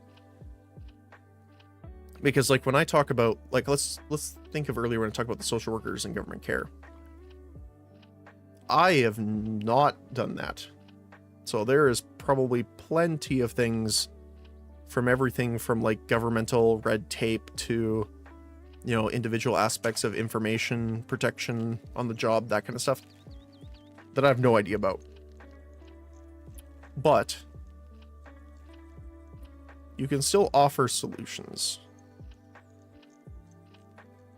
Like, that's one thing too we learned a lot about when we were in our course, is players know what doesn't feel right, but they generally don't know the best way of fixing it. So whenever, essentially to say, if players are pointing out something, they're like, this is dumb, this feels stupid, you know, something like that, generally that complaint comes from somewhere. The complaint, say it's a crafting system. They say this in particular resource is dumb. It might not be. But what it might mean is the crafting system and the actual math and system itself might be broken somehow. You know, maybe there's a bug in the code which doesn't drop a resource enough like it's supposed to. Or maybe it is, but they underestimated the amount of it that people would need. So it's like, but when we are actively working on stuff in the course, at the end of every week, we come together as a team and essentially go over bad things and good things and how we would fix the bad things that you suggested, which was a really good exercise, by the way. So it was kind of like, I thought this could be improved, this kind of sucked, this I would do differently, but this was awesome, this worked really well, and this one the players really enjoyed. And in our class, we actually made one of our like rapid prototyping and stuff like that. We made a game a week for an entire semester. It was rough, but it was fun. Plus, we also had to do our own QA work and bug fixing. So we kind of got better at writing up bug reports, you know, better explanations. You know, for some people, and this isn't necessarily a bad thing, I'm just going to say, this is just because people might not think of it. If you report a bug in a game, if you don't include any information other than this happened, it's good because then they know that there's a problem. But if you don't explain like what you were doing, how you were doing it, that kind of stuff, it's much harder for QA to replicate. Now, sometimes you don't know. So, you know, that's valid. But like, for example, if you're like, oh, I was playing, I don't know, Cyberpunk. I was in this vehicle driving down the road and X, Y, or Z happened. My car decided to become an aircraft and fly up into the air. That gives them a lot better information to kind of narrow down their field of testing to better replicate it to find the error.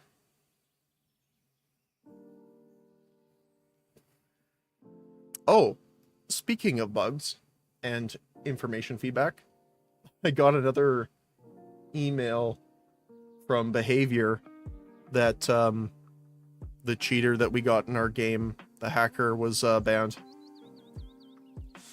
Well, corrective action was taken, technically. But did we hit bottom again? No, we didn't. Wait, are we out of bait? Hold on. We could be out of bait. Nope, we have a couple left. It's just taking a long time. Okay. We have 4 left. I'm surprised that we've only caught 1 with 50 bait so far. That's insane. Because we averaged a 6%, 3 and 50 before. So this is going to really change our numbers around a little bit. Because this is at 2% now.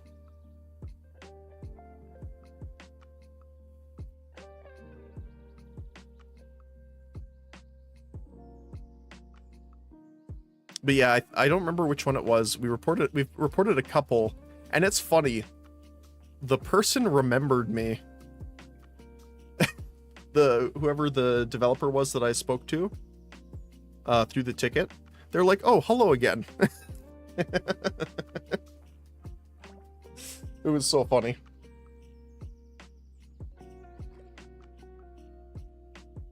I love it.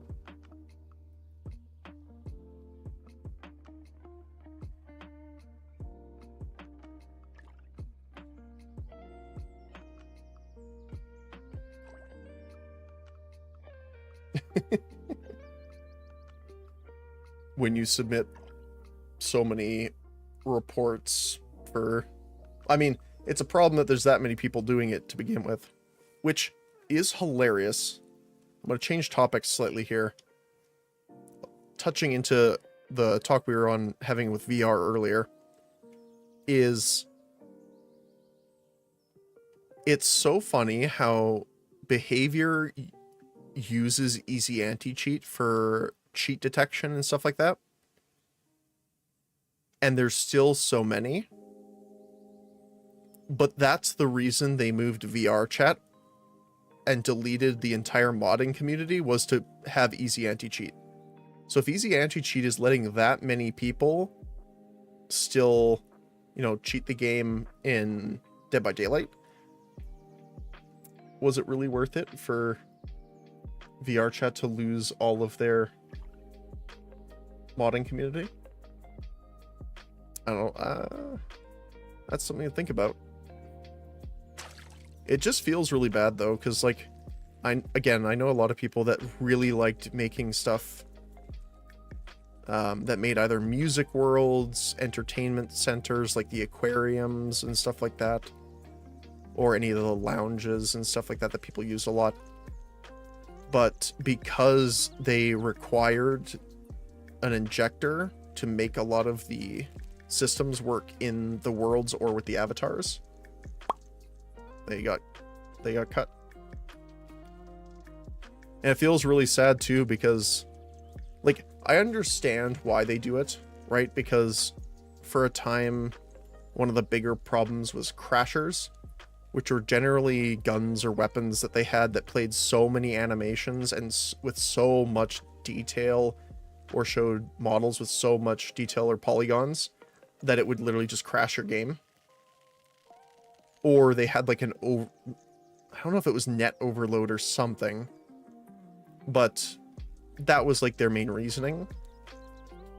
But you know, I think they unfortunately got rid of a lot more of the good stuff than cleaning out the bad, because people still tell me that they've run into crashers and stuff like that even now. So maybe one day we can put together or do a stream where we're creating a level for it once we have the VR set back up. That'd be interesting.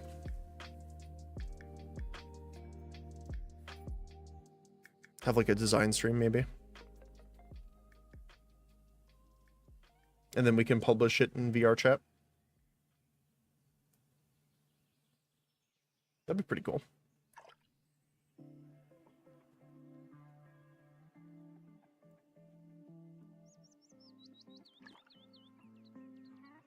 Like, I know some people do like art streams and stuff like that, but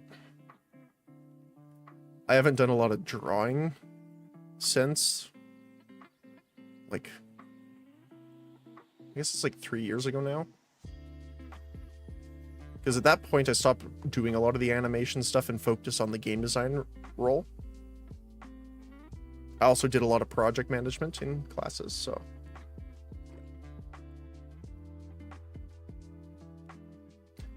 The only problem with project management and stuff like that in school is you have a lot of people that just don't do the work.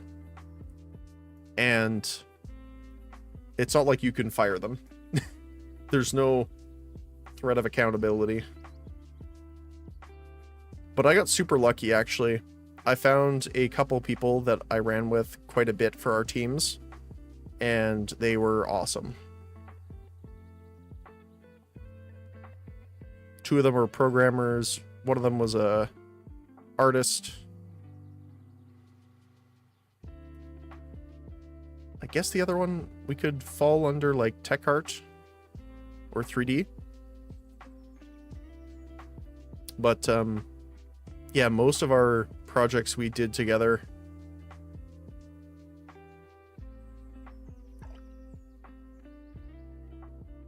A lot of fun. I talk to one of them pretty often still, but I don't know what happened with the others.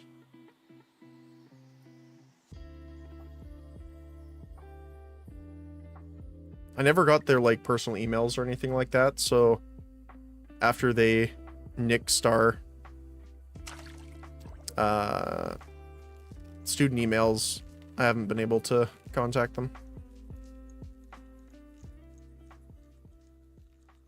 I guess I could take a look on LinkedIn or something like that and see if I can find them.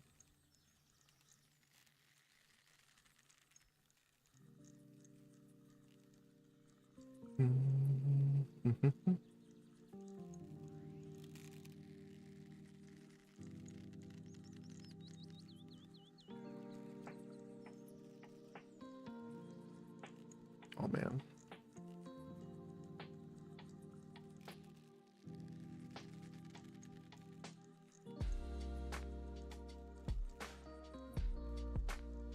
But yeah, we've been pretty unlucky so far today with the Blue Sorex. Oh my goodness.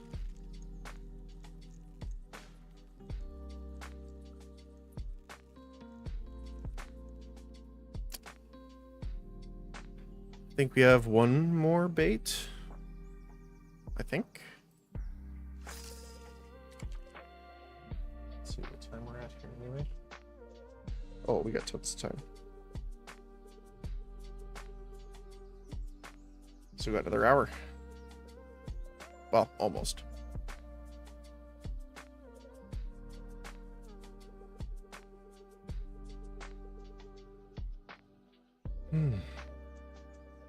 Yeah. I mean, there is the other option of just making a VR game, which would be pretty cool too.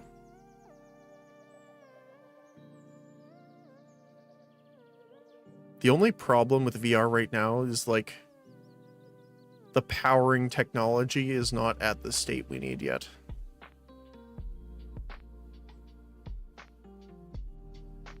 Like VR kind of, I think, still falls under more niche fields now. But I think if we ever get to a level of full simulation or like full dive, pretty much, it'll be much more mainstream.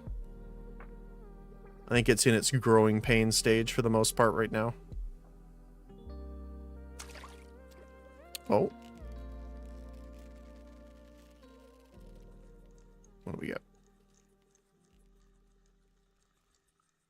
But yeah, I was watching too because I think it was Meta. I'll have to double check, but they came out with a brand new lens type, which is super cool actually. It's like a, oh my goodness, I don't even know exactly how to explain. Oh, that's a big herb. We got one more. Okay. Galax fish selling for 3.5k a stack. Nice.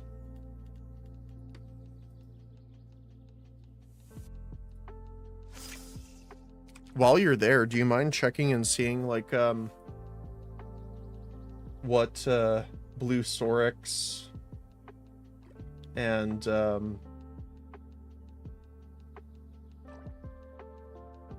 I guess Kreft and Rays. Those are like the ones we've caught in the most. I mean, technically the ones we've caught the most is Herb. We have like, I think 7 stacks of Herb. which eventually we should probably just break down.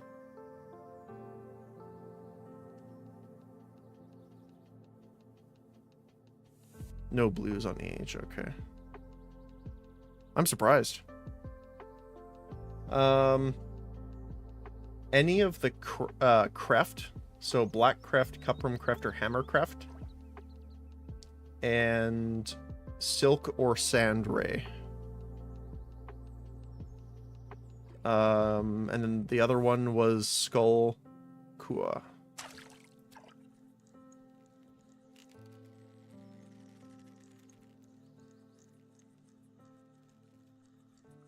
Creft. I love how the voice to text spaces it out when I spell it. Oh. Is that the voice to text, like, being passive aggressive? No Kreft either, really? Okay. We gotta run back because we need to pick up some more bait. But yeah, that's rough. So 100 for, it's a 4% catch rate now. That's terrible.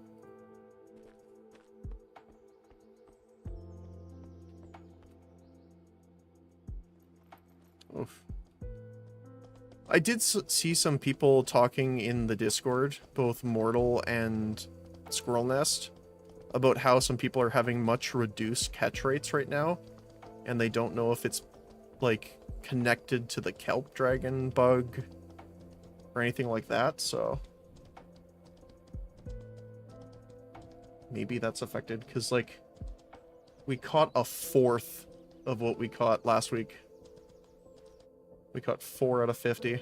Or sorry, 3 out of 50. 6%. We dropped down by 2 to 4.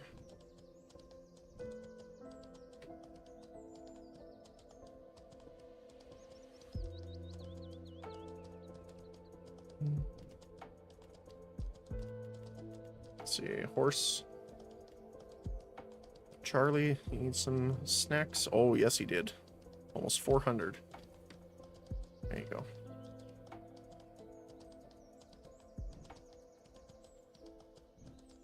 Not seeing any ray either. Wow. What do you use ray for? Isn't it for poison? I think it's for other things too. I don't recall. I think the ones... Was it one of the frogs for poison? I can't remember.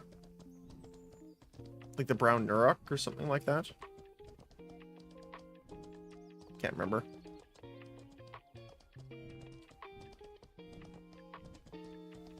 Unfortunately, on my Excel sheet, I don't have the uses yet listed for them for everything, but I guess I should add that in. Do a little research on it. I just know Lake is very good for leptoid scales. That's the main one that I remember.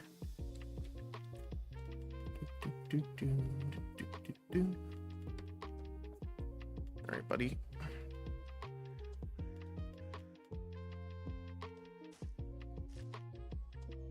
And like for no apparent reason, we caught so many amulets today. More than I think I've ever caught on a stream while fishing. Which says a lot since it's only 3. Ooh. And herb. Yeah, we're on our 7th stack of herb. That is a lot of fish.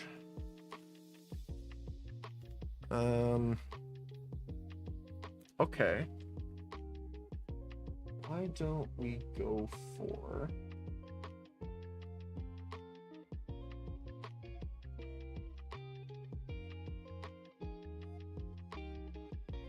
I guess we can do some LTS.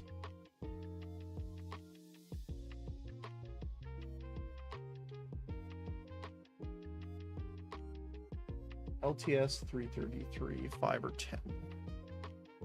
I guess we can use this then.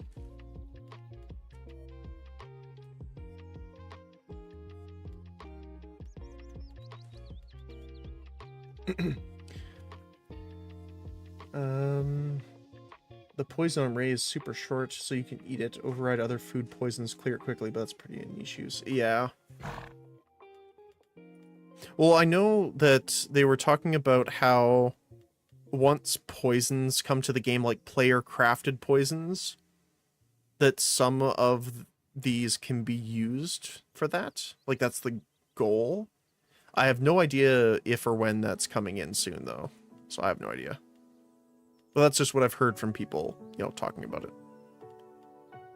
Because yeah, we have a full stack of Silk Ray, full stack of Skullkua, Trudis, Lake, Canna, Herb. And we got a little bit of pretty much everything else.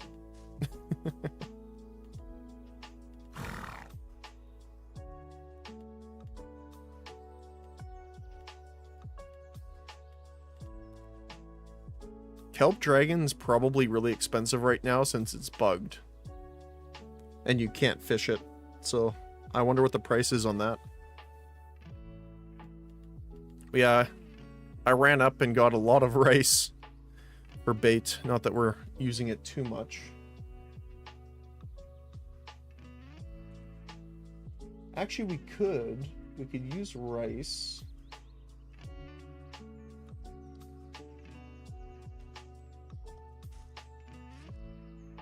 Size 10 hook. Okay.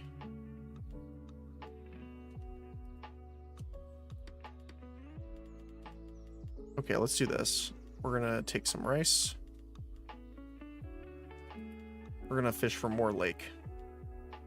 Because then we can start turning them into leptoid scales. Rice bait, size 10 hook. 200 plus, 80% max depth. Right. Yep. Oh, hello, Grims. Remember you from last week? Hopefully having a good day.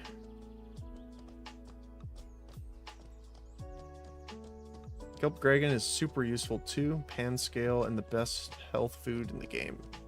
Yeah.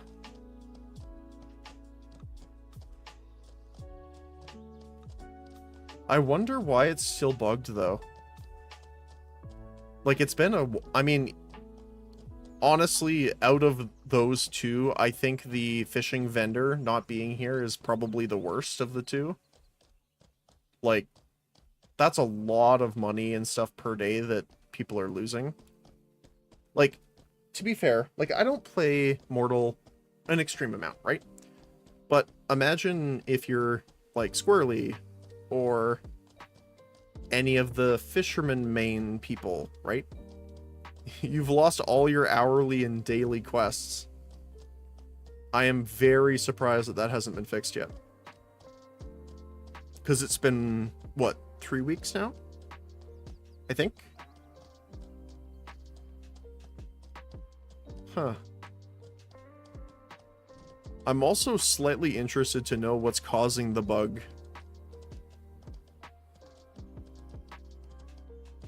Well, to be fair, I don't know if it's the bug itself or, like, they disabled it because there was a bug or exploit you could do with it. I don't have the specifics of that, but either way, it sucks.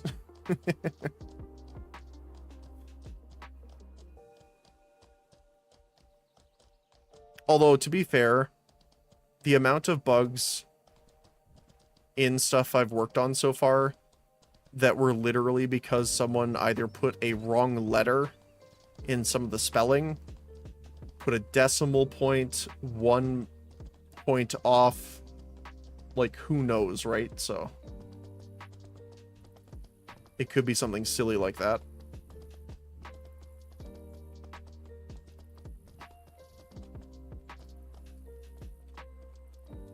All right, buddy. So we're going to try catching some lake for a bit. So right now we're fishing at 555 and we are hitting bottom occasionally. And lake wants to be, I think, 20% floor depth. Yeah, so the bottom percentage, so around 80%. So if we fish at like 475 should be good. Let's see. 475. Something like that. Let's see.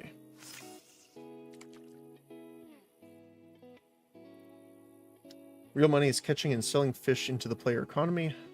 And you can make 6k for a sack of pan scale. Who cares about 10k vendor gold? Yeah, exactly. Oh, hi there. Crystalla, right off the bat.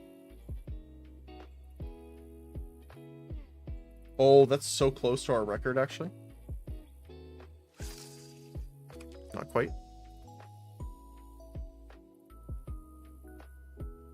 But yeah, that's the thing, right? Is like, that's why I want to level up my scale lore and the fish lore, is so that we can get more out of them. Both meat for cooking and stuff to level that up, but also for the scales. Oh my goodness, fighting quite a bit there.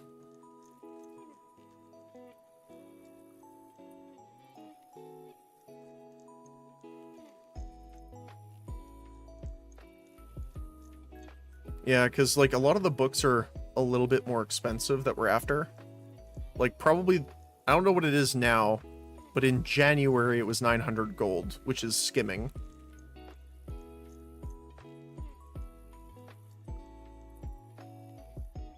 That was the cheapest one we could find.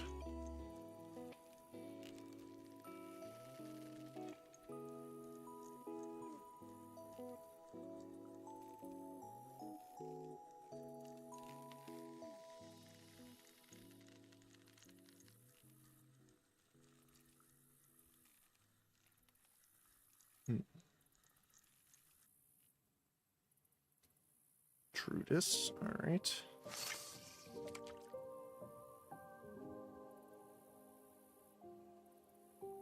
Yeah.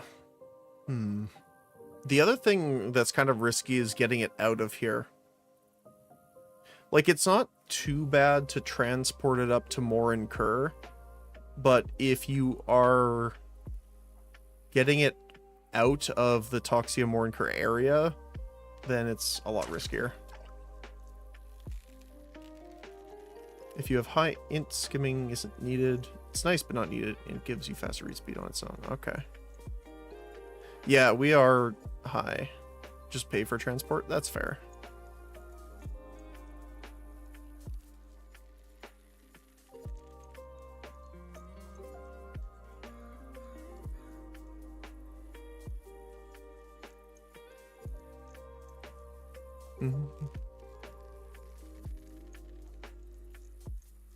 I've seen that a few times. There's people that come down to Toxia that do large hauls. They'll even use like the weather control magic to make it storm and I think it's storm and foggy. So it's really hard to see. So you're cutting off a lot of longer range vision that other players could have for like ambushing you. Which is really cool. Because I had actually mentioned that back when we were looking at weather control. I'm like, oh, that'd be really cool for like transport. And someone's like, yep, people do that. I'm like, oh, okay. Makes sense. Good suggestion, I guess.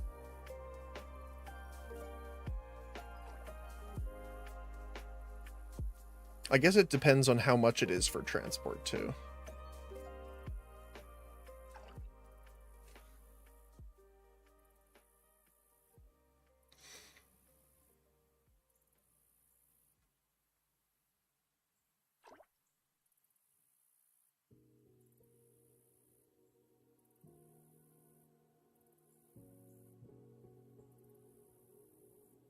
Yeah, lake's weird. There's so many things you can catch it with.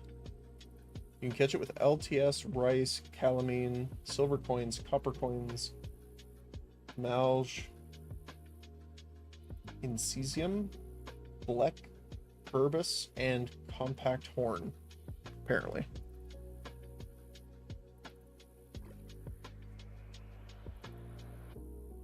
But most people say they have the most luck with rice.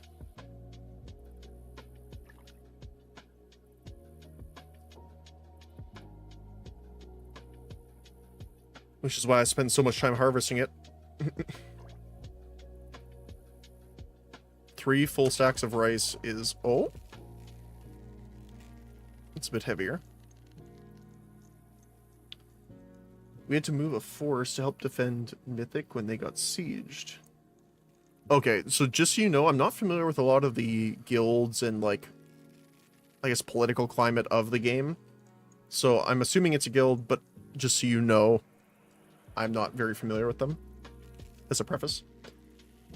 We were really outnumbered, so the chance of us getting intercepted was high. So Mythic made a blizzard, and we moved into position. It was the best use I ever saw of it. Yeah, exactly. It's like information denial.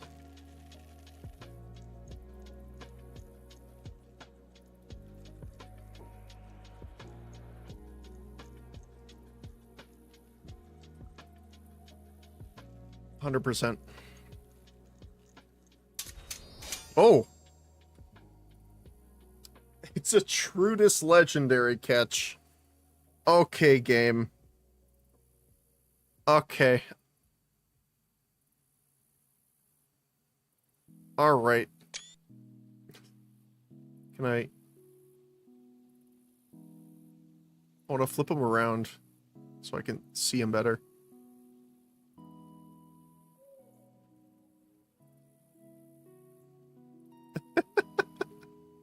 He's like, no, I'm not doing it. There you go. Of course. Oh, it's raining. Trudis. Wow, that blew our last legendary catch out of the water. Holy cow. 6,913 grams.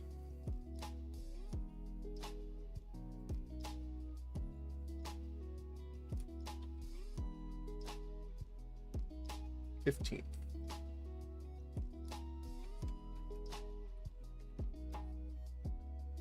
Wow.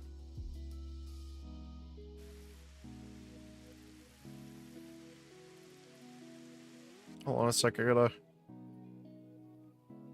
swirl this here.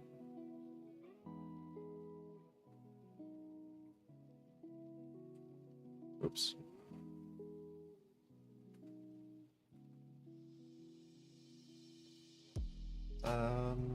Where is my...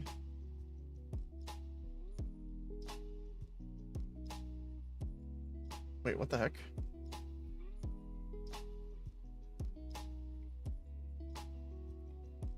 I just realized my audio broke. That's weird. Let me see. Profile, screenshots. I should probably just pin that because I go to it so often.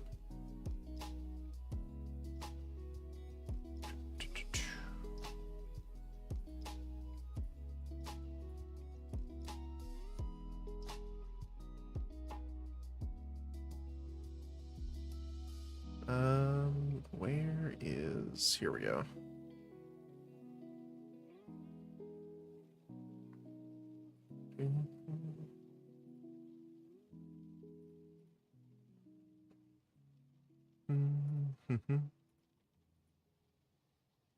Oh, it's not showing up because I don't have it set up there. Okay, one sec.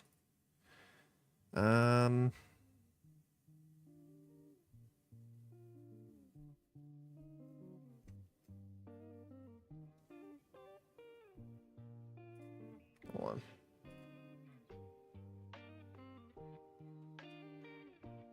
It's weird because sometimes it won't let me follow it in.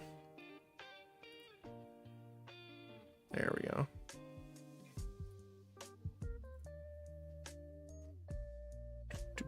Do.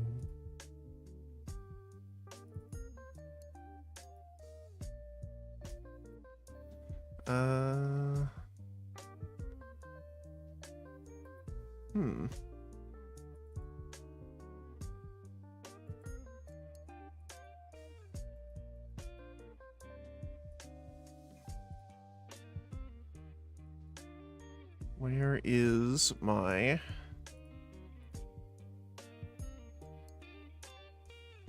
Huh. Okay, I'll have to get it later. I'll post it on the Discord when I find it. It might be because it's not showing up because, you know, streamer mode and stuff's up. So let me just get another one here. We can do it this way.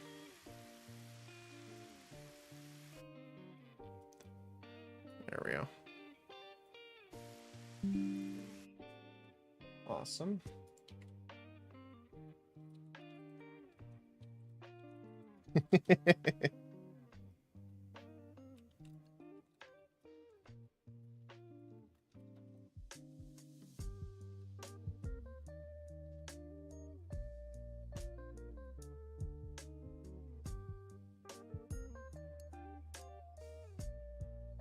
And what was the total weight?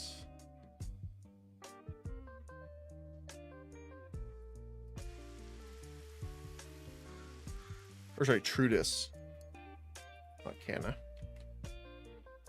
Oops.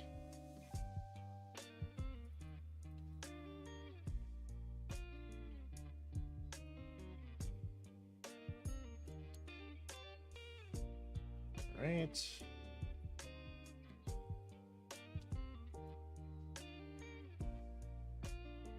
Alright, there we go. Awesome. Okay. Well, that is, I think, our fourth then, if we had 3 before. Legendary catch. Too bad it couldn't have been the lake. If we had caught in a legendary lake, I would have been super happy, because that means we get so many more Leptoid scales, because it gives you way more out of it. Thank you. I appreciate that.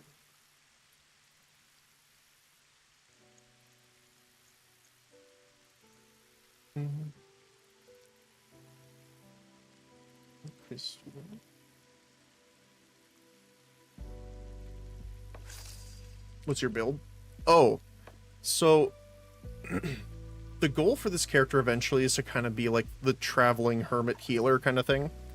So we are doing a combination of things. We have taming, alchemy, cooking, fishing, and ecumenical for healing, as well as some of the weather control and support abilities from elementalism.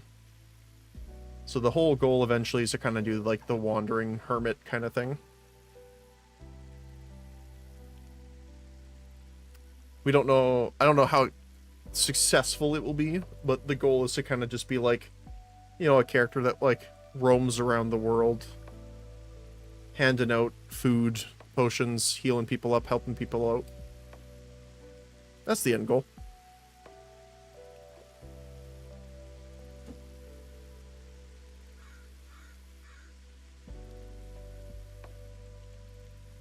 But yeah, so we got taming for mount, obviously, but also for taming other creatures if we come across the way. Alchemy, pretty self-explanatory for making potions and stuff like that. Cooking for making food. I haven't looked at what level I want to go up to in ecumenical, because some people have said it's not worth going all the way up. It's just good to get the, like, one of the bigger heals, I think they said, and then stop there. But, yeah. What's nice about taming is you only need it when actually taming. Wear a neck with taming on it, and just put it on. Yeah. Wait, I thought that you needed taming. Or is it... I thought, like, something was tied to it, though, like creature control or something like that. Hold on, I'll check in a sec. Because I thought it was the... not parent of it. Hold on. Hold on, let me see. Because I can't remember now. It's been a while since I looked at the stuff anyway. Or no, not there. Skills. Domestication. Taming. Increases the chance to successfully tame a creature. Some creatures require higher skill level to be tamed. Yeah. No, yeah. So, in order to tame higher level creatures like the Arctic Mulva, which is the one that's been suggested the most, don't you need a decent, like, what's the highest amount of taming you can get on a necklace? Because, like, we have one that we found. It's not good, obviously. It's not even active, but it gives 9. And then we just have a plain ring with raw intelligence and slashing damage. Those are, like, the ones we found that have the most use for us. We haven't really bought an equipment or anything like that. But, like, I thought you would generally want taming up. Let me see what the Mulva is.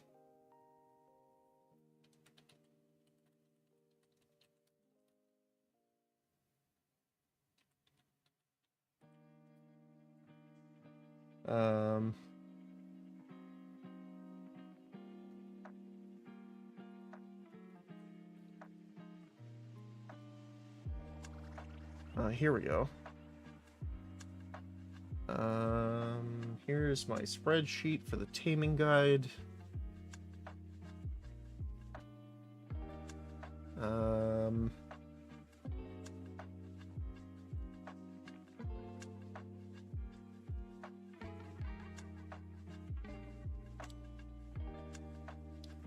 So I know I have like the pet point costs and stuff like that, but I don't have the actual taming level requirement. Dun,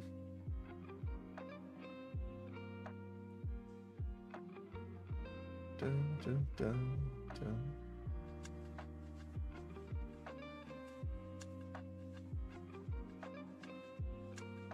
Let's see.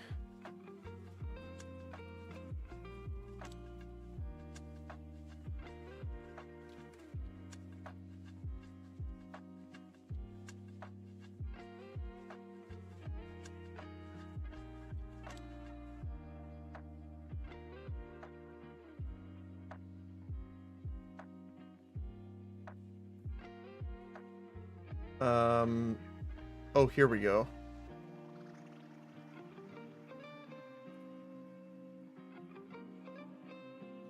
So this has some information, but not really. So most horses need, the level of a creature you want to tame also affects the level requirements. For example, you need 51 taming to tame any horse with lore 100.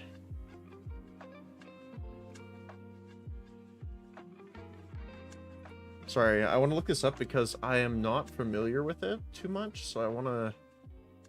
Because if we don't have to, that actually saves me a lot of skill points we can put somewhere else. Like, we can put it into archery or something like that. Pet loyalty, commands...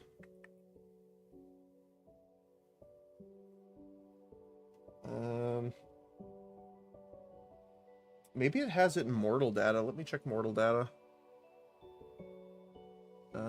Pets. Horse. Where is our Arctic Mulva?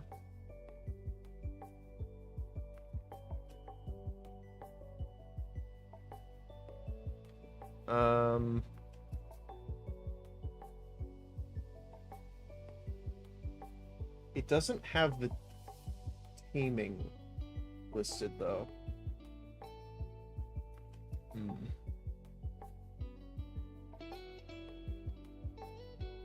Yeah, I'm not sure. I can't see it here. 50 plus, and then you just take either 50 points out of sprinting or beast mastery, something that levels very quickly. Equip the necklace, de-level sprinting. Now you have 100 taming.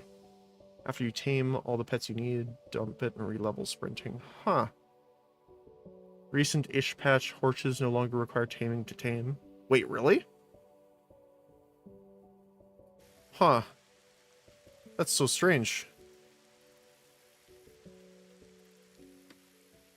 You don't need taming to tame. I guess they see it, horses as like a mandatory thing now. For like transport and stuff like that. Huh.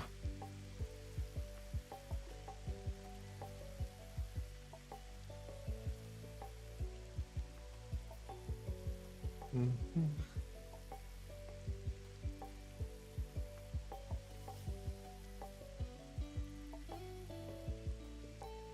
My only concern is, like, depending on how much, as even though we're going to try and prevent it as much as possible, obviously.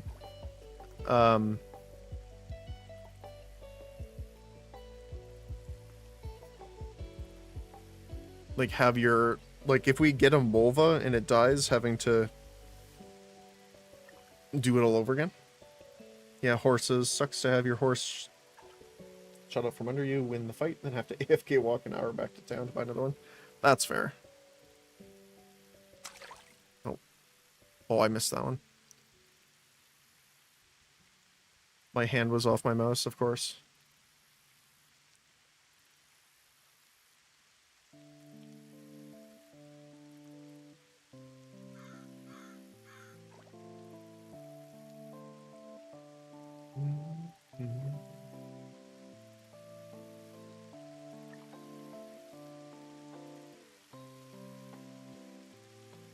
Yeah, so I get the horse thing then. Like, that makes sense. It's more of a gameplay change than a taming makes sense kind of change.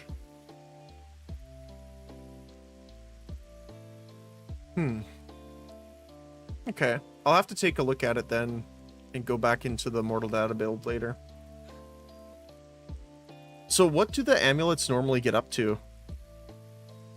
Because obviously we don't have a massive amount of money, so we need to kind of limit that. I do remember that amulets and rings can, like, no longer get destroyed or lootable when you die. I think they're protected. I don't remember. I think they're protected, but, like, you have to recharge them or something, maybe.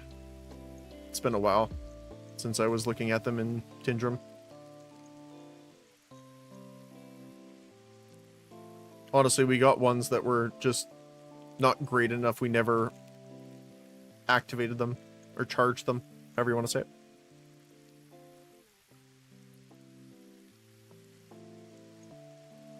$50 is the highest skill roll, but anything over 40 is good. Trinkets are only protect if they are equipped. If it's in your inventory, then it's not solo. Yes, yes, yes. That's what I thought. I can't remember. Is it a duration that they need to be recharged, or is it on death? I can't remember.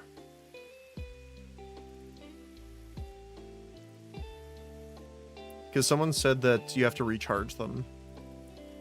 Good taming necklace will run you at 1k. Okay.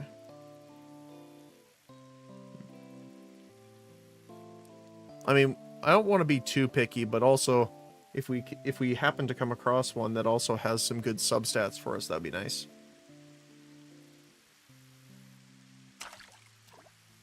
Because I think magic offense... Does magic offense percentage increase healing output? I can't remember. I don't remember if it's only damage.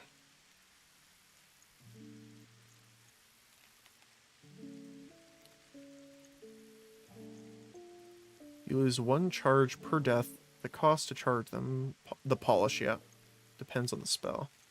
Mental offense increases all outgoing spells. Gotcha, okay. So yeah, so... Mental offense percent would be good. Any damage reduction would obviously be good. I think the main one we want, though, is raw intelligence and spirit, I think.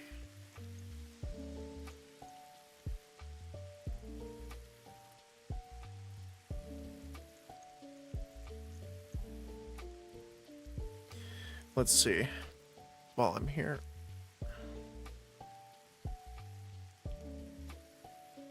So the stats are going to be a bit different afterward. Let me see. Character.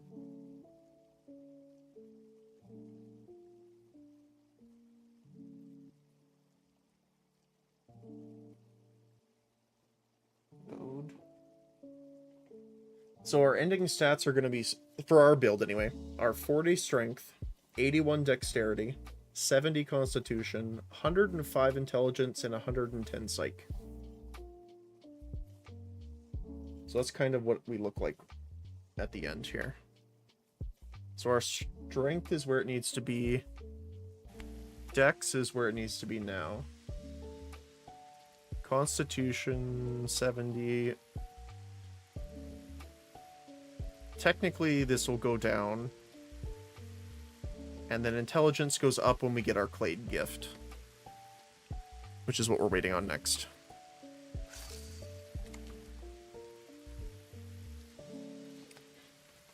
For Pet Mage, you will need Creature Control, Advanced Creature Control, and Beast Mastery. 300 points. If you want taming, it becomes 400. Yeah. Well, the thing is the idea is to be more of a support class than a Pet Mage, specifically. So technically, I mean, I think you generally want Beast Mastery because you get like the sprint ability and stuff like that. I don't know. I don't remember what the Molva's ability are, but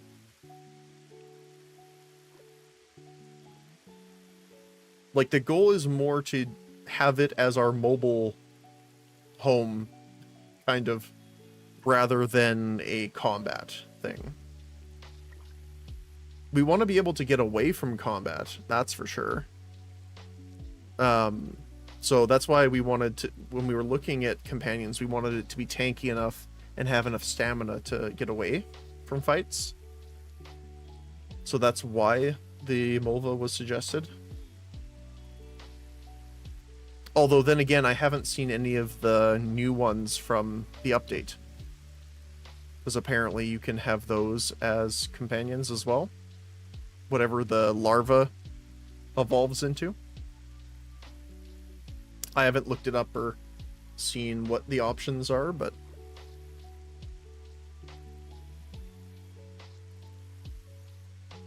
I'm assuming the Molva is the same reasoning behind it. Run a Cleric Mage, full support. We can also hit a hard Steel Mage. 215 HP, 265 mana. Or Steel or Tungsten, Giant Shield and back, 40% mana regen, and a pet. Nice. Yeah, ours is more kind of spread out. Mostly because of there's so many things that we need to make it work. Like for alchemy and cooking, for example. Those two eat up a lot. Fishing's obviously not too bad, but you do need other stuff as well. Like the lore and stuff like that. Looks like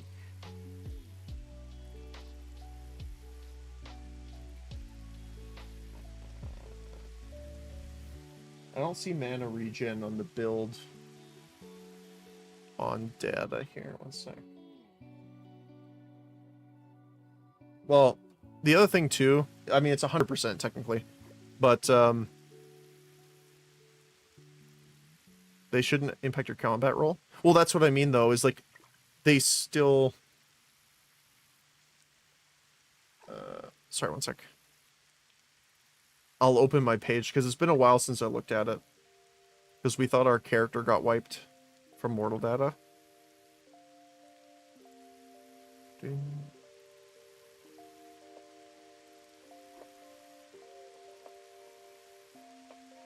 I'll double check what we have our combat point or action points in. If they ever decide to bite the hook.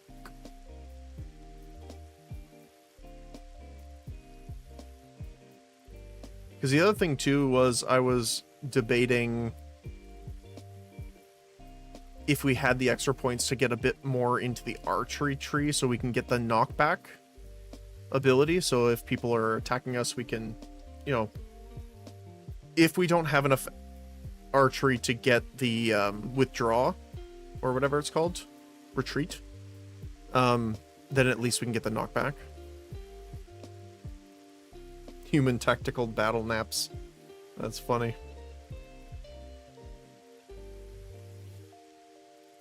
Yeah, so we're a bit of a mix.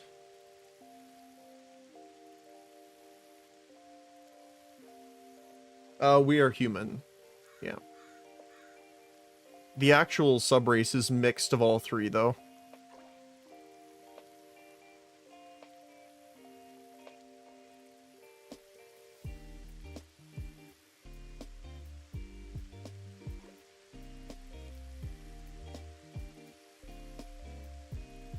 Trying to juggle our stats around.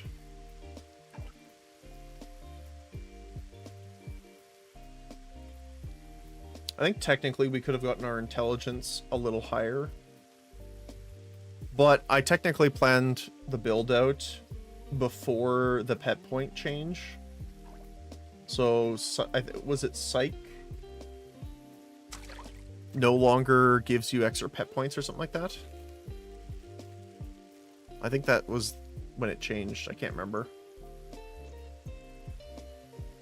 Because I was so confused why the pet point total wasn't going up when I was adding psych points. I was like, huh.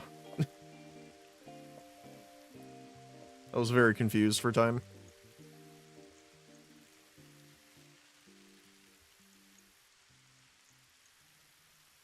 Yeah, we went human, like 90% of the reason being, hey, we got our first lake. Okay. So I want to keep track of this here. So,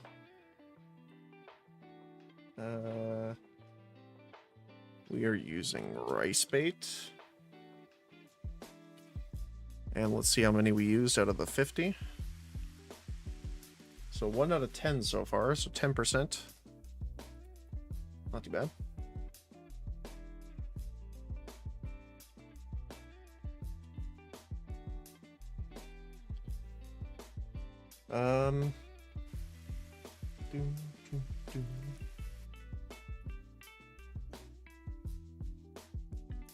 So, yeah, so the main reason we went with it is for the action and professions skill bonuses. Shamanistic, which is obviously really good too. The extra max are also very handy for dexterity, constitution, and for strength. We also needed the profession skill tree bonus points. Erudite also really helps us with skill points to get our ecumenical up. And then cleric obviously is very nice too. But the other thing to mention too is at the time I wasn't very familiar and know how easy or hard it was to get mastery points. So I didn't calculate any of the bonus profession or action points from mastery in there. So we are 1 Curite, 2 Sardukan, however you say that, and 1 Tingerman, technically. No matter how much armor you have on, mages survive by avoiding damage, humans survive by mitigating it. You like the speed to avoid damage like the sheer value. Yes. Yeah, so in the form here, not character sheet, I would like skills. So let's expand all. We will show only primary right now. So we have vitalism and meditation we're going to get up as well. Mental offense, obviously, we want up. Combat techniques, secondary. These ones we have a little bit of. I just wanted a bit of swimming for sure. Just in case we get booped into the water or something. We mostly leveled it by looking for Sea-Doo in Meduli, though. Domestication, animal care, creature control. Advanced creature control we're going to get to. I wasn't sure about herding, but I might get it. I'm not sure. Because, for example, if I'm on a mount and we want to, like, we find an animal that's, like, rare or something and we want to tame it, we'll probably, our pets will explode and leave us without hurting.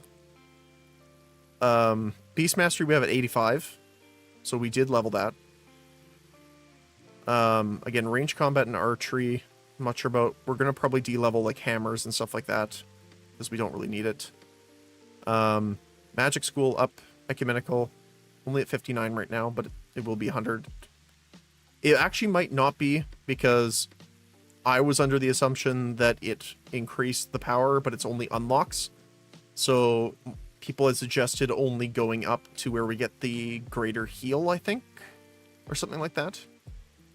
But yeah. Spiritism is just kind of baseline. Obviously, elementalism, we actually got to 100. Intensification, we got to 60 already. There are some other ones that we want to get as well. But that takes, like, the majority of our points. Like, just through that. And we're not... Again, we got to de-level some stuff, but we don't have advanced creature control. Maxed out. We don't have taming maxed out. But again, we could reduce that if we can get one of those. Beast Mastery's not maxed. Again, I think it's 75, I want to say, for the large heal, they said. I think. And then we also have the other, what was the other ones in elementalism? Yeah, these. And then we need polarization for the weather control, which needs Arcana. So. And then profession-wise, we're going to need the zoology lores. I don't know all the specifics, whichever one we're going to need. But I think Mammalia is probably the one that we need for Mulva, I believe. So we have potion making 100, alchemy 100, and advanced potion making at 80, which is obviously nice. We have material lore, scales lore, obviously, for fishing, for getting all the scales, like leptoid, that kind of stuff. Botany's at 100. Metrology is pretty high too. Dissolvents, obviously all needed for alchemy stuff. Not going to go into Boyer or management. Cooking and advanced cooking are 100.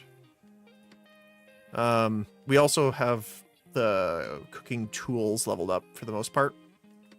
Not really doing crafting or engineering. Crafting appliances. These are going to need to go up to alchemy, botany, cooking tools, advanced cooking tools. We're not really doing ore extraction, so that's fine. Obviously herbalism, nice. Not really doing milling or extraction. Fishing 100, pretty self-explanatory so far. And then scribing we were doing earlier, so that we didn't have to pay people to do it, and also so that we can scribe books for other people too. So, yeah.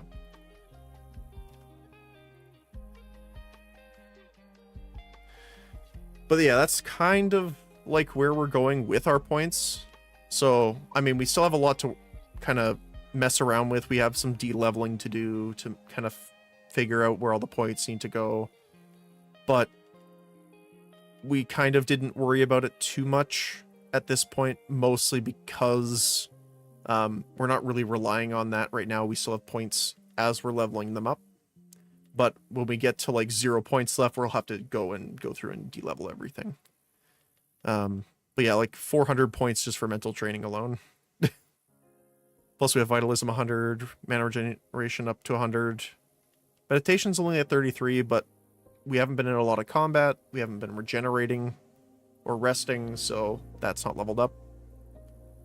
But again, yeah, what I would like to do if we have the spare points, which I'll have to recalculate now, is for archery. Because combat abilities, people, from my understanding, snapshot is like the first one you get, and each of these is higher requirements of archery skill. They don't list on them how much you need, which is a little annoying. You know, that would be something I would think you would list, but apparently not. So I want to go check that out later too. Because if we have enough spare points, then we can afford to bump it up more. Which will help for hunting and stuff like that too. For, you know, animals and stuff like that. Greater healing is at 40, but the lowest I would go is 50 for spell reflect. 62 is good because it drops off at splash. 79 is flame strike. Close range hits about 25% harder. 100 is earthquake. What's the other one though? I think other people were saying that it was there was something higher up. Some people said that it might not be worth it. Is it the heal? Let me see. Magic, ecumenical.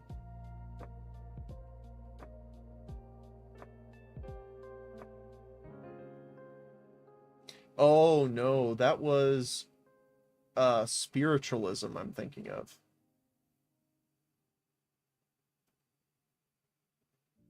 We were thinking of getting spiritism at first for resurrect, but after it was more properly explained exactly what it is, and it's not just like an actual resurrect, we ended up taking spiritism off. That's the one I was thinking of. Because it has to be a minimum of 80 for that. As a human mage, I would say what's required is defensive stance, 10% mitigation, armor training, advanced armor training, and necro. To 70 for Auk Bond. Oh, okay. Well, that's the thing, though, is like, in addition to those, like, our goal is not necessarily to be a combat character, right? So some of that stuff is useful, right? Like, especially, like, just because we're not a combat character doesn't mean we're not going to get attacked. But, we are going to be in combat less often than one might usually be.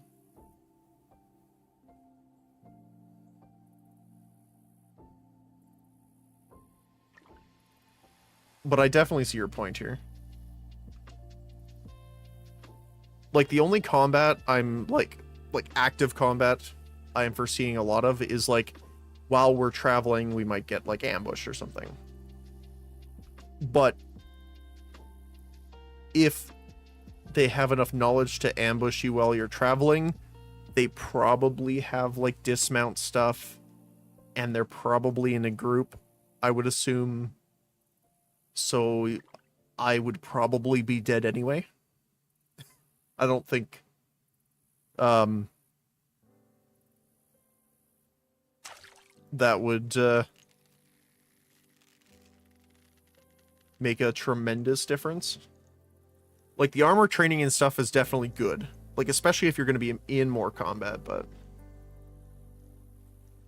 All human mages are subpar solo. Humans are more support mages. Okay. But yeah, like, again, the goal for the character is to have ecumenical and elementalism as more healing and support abilities. Like, again, the goal is, like, traveling healer, traveling hermit style, right? So it's not... Definitely not a in-combat focused character. Oh, nice. Got a second lake already. Awesome. Not as big as our giant catch, but still nice. Get us some scales.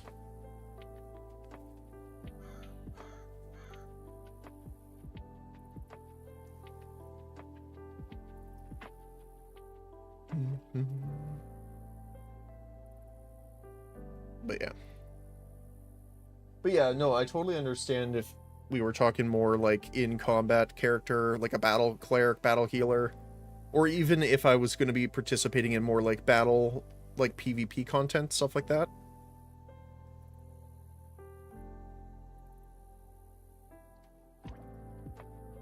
Like, I guess technically, like, other than like the Haven quests and stuff like that, the most combat we did was we went down to... We were with a group a couple times that went into the Rat Ogre hideout. So... If you're not taking the armor, though, there's no real advantage to humans. Human advantage is the mana regen and armor.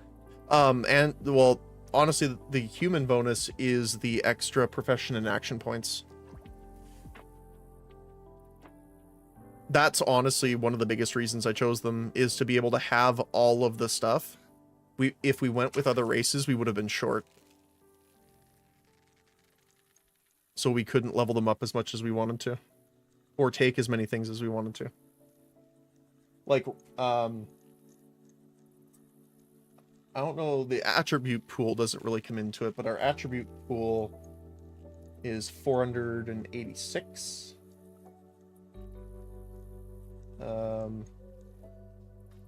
What is... Let me see. So again, this is without the mastery, taking into consideration. We have 1,250 profession points and 1,150 action points. And in the build that I have on Mortal Data, every single point is used right now. Again, this is before mastery, which I know gives us some more, so we will have more to work with once we get into mastery leveling, but yeah. Plus, the other thing too is we were wearing leather armor around, but without cleric, it actually over encumbered us. So taking it actually brought us back under, which is nice because the extra 4 kilograms. But that might have been because at the time, I mean, the leather itself was heavy, but we also had a shield on us. Because when we were traveling in the other areas, there were ranged characters that we were worrying about too. Like here, the guy that killed us when we were in town killed us with arrows. So at the time I was carrying a shield to be able to block more range attacks. But obviously if we're using range like the bow, I probably wouldn't have a shield on me.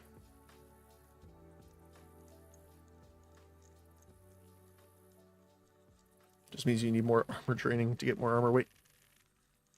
Yeah. I thought, was it armor training or specialization? I was told I think one of them only helps you like equip them faster or something like that. What was it?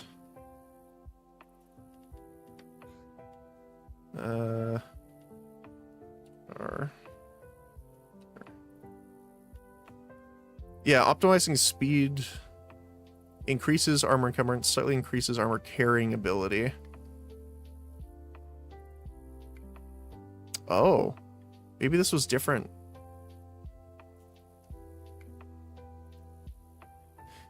For some reason, I remember it being like movement when wearing it and speed of equipment and de-equipping or something like that. Maybe I'm thinking of the first game. My knowledge crossover might be hampering me a little bit here. So increases threshold for armor encumbrance and slightly increases maximum armor carrying ability.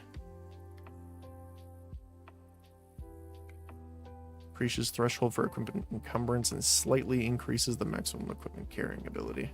Okay. Both primary though, which kind of sucks.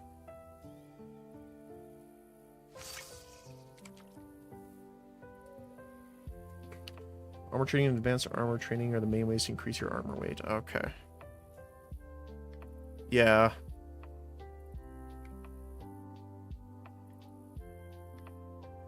Yeah, that's the thing. Like when I first started it, it's definitely more of a fun character than an optimized character. 100%.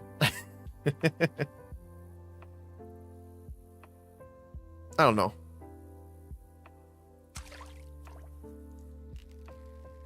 Honestly, the goal is to have a good reputation with people, being a friendly character that can help out. Potions, food, healing, that kind of stuff. That's the goal. I'm definitely not going to be a combat whiz. I do have a bit of ping as well, which is not great. I haven't done a lot of combat recently, so I don't know if it's improved since I swapped my internet provider over. But, yeah. Okay. So I need to calculate how much bait we used here, because we caught a second one. So, 2.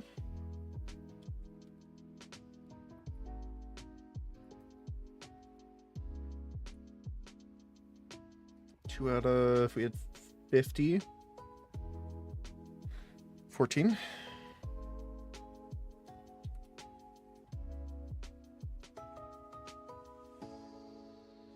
Okay. 2 out of 14 is pretty good, actually.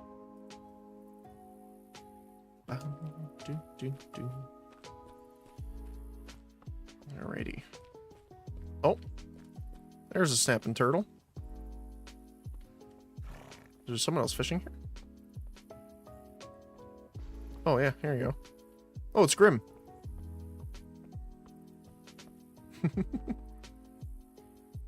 Which one is it? No. I don't remember what I set my button to. Good morning, Grim.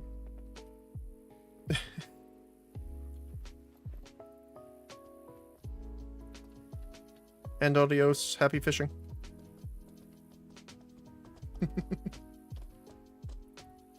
He was here with us last week, actually. Nothing wrong with the bones of the build. You said 2 Sard Sintrin. Yeah, I think that's what it was. Let me see. 1 Kurite, 2 Sar, 1 Tin. Yeah. Because I was trying to get the attribute points up as much as I could, because I was hoping to find a way to get archery in the build. That's why I wanted dex decently high. But I also wanted higher dexterity because we were doing taming. And if when I first started, I was like, if it's similar to the first game, you do want some speed increase that you get from dexterity, because you actually need to keep up with the creature you're trying to tame. So that's why we have 81 dex, even though we're minus 12 technically on it. 70 constitution, because I wanted to make sure we had, you know, at least a bit of health. And then again, 110 and 105 intelligence and psyche. So. And 40 strength, which is kind of low, but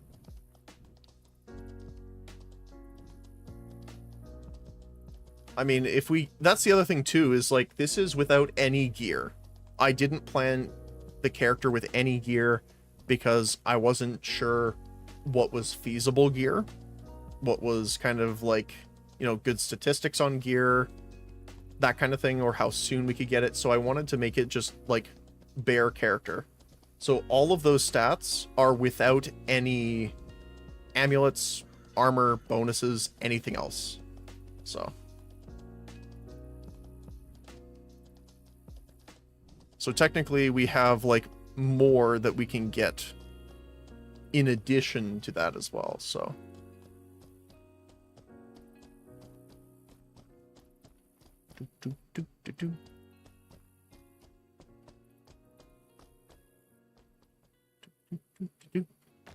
All right.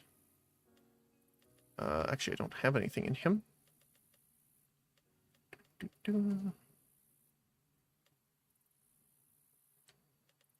Herb. Like Trudis. Canna. And got some Crystalla too. Nice. Which is up here. Alright. So, what we'll probably do next week as well, is hopefully they have... Can I take this off of him? No, I can't do well mounted. Hopefully they'll have the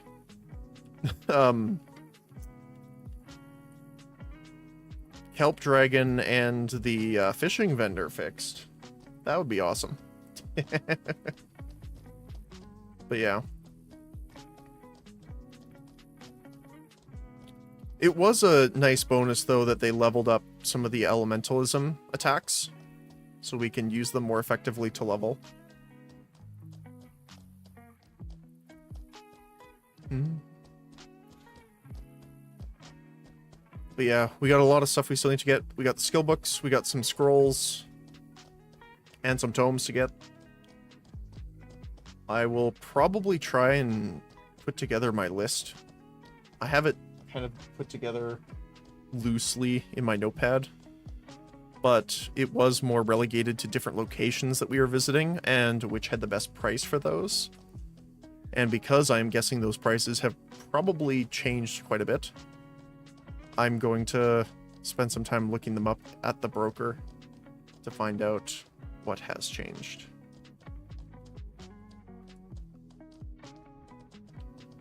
All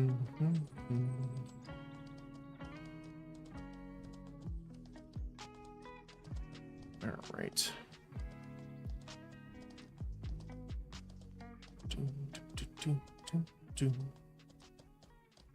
Let me just really quickly slow you down here.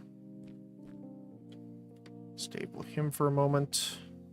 Let me sit. All right. Give me a sec. Just want to see.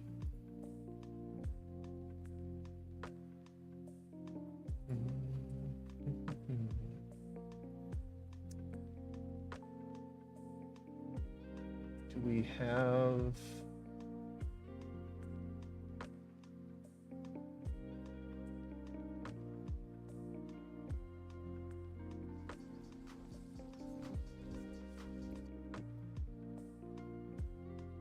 Oh, nice. Okay. So one of the people that raided us last time is actually streaming right now. So Himothy is live. So we will go raid them. I have to head off to my meeting here. So I appreciate everyone for stopping in today. Love the chat. Love the advice. Thank you guys so very much. As always, I appreciate it. And hopefully I see you back here next week. Hopefully you enjoy your weekend. Get some rest. If you're working on the weekend, I hope your upcoming weekend goes well. But as always, thanks again for joining me. And I'll see you guys next time. Have a great rest of your day, whether it be morning, afternoon, or evening, depending on your time zone. So thanks again. I'll see you next time. Bye-bye.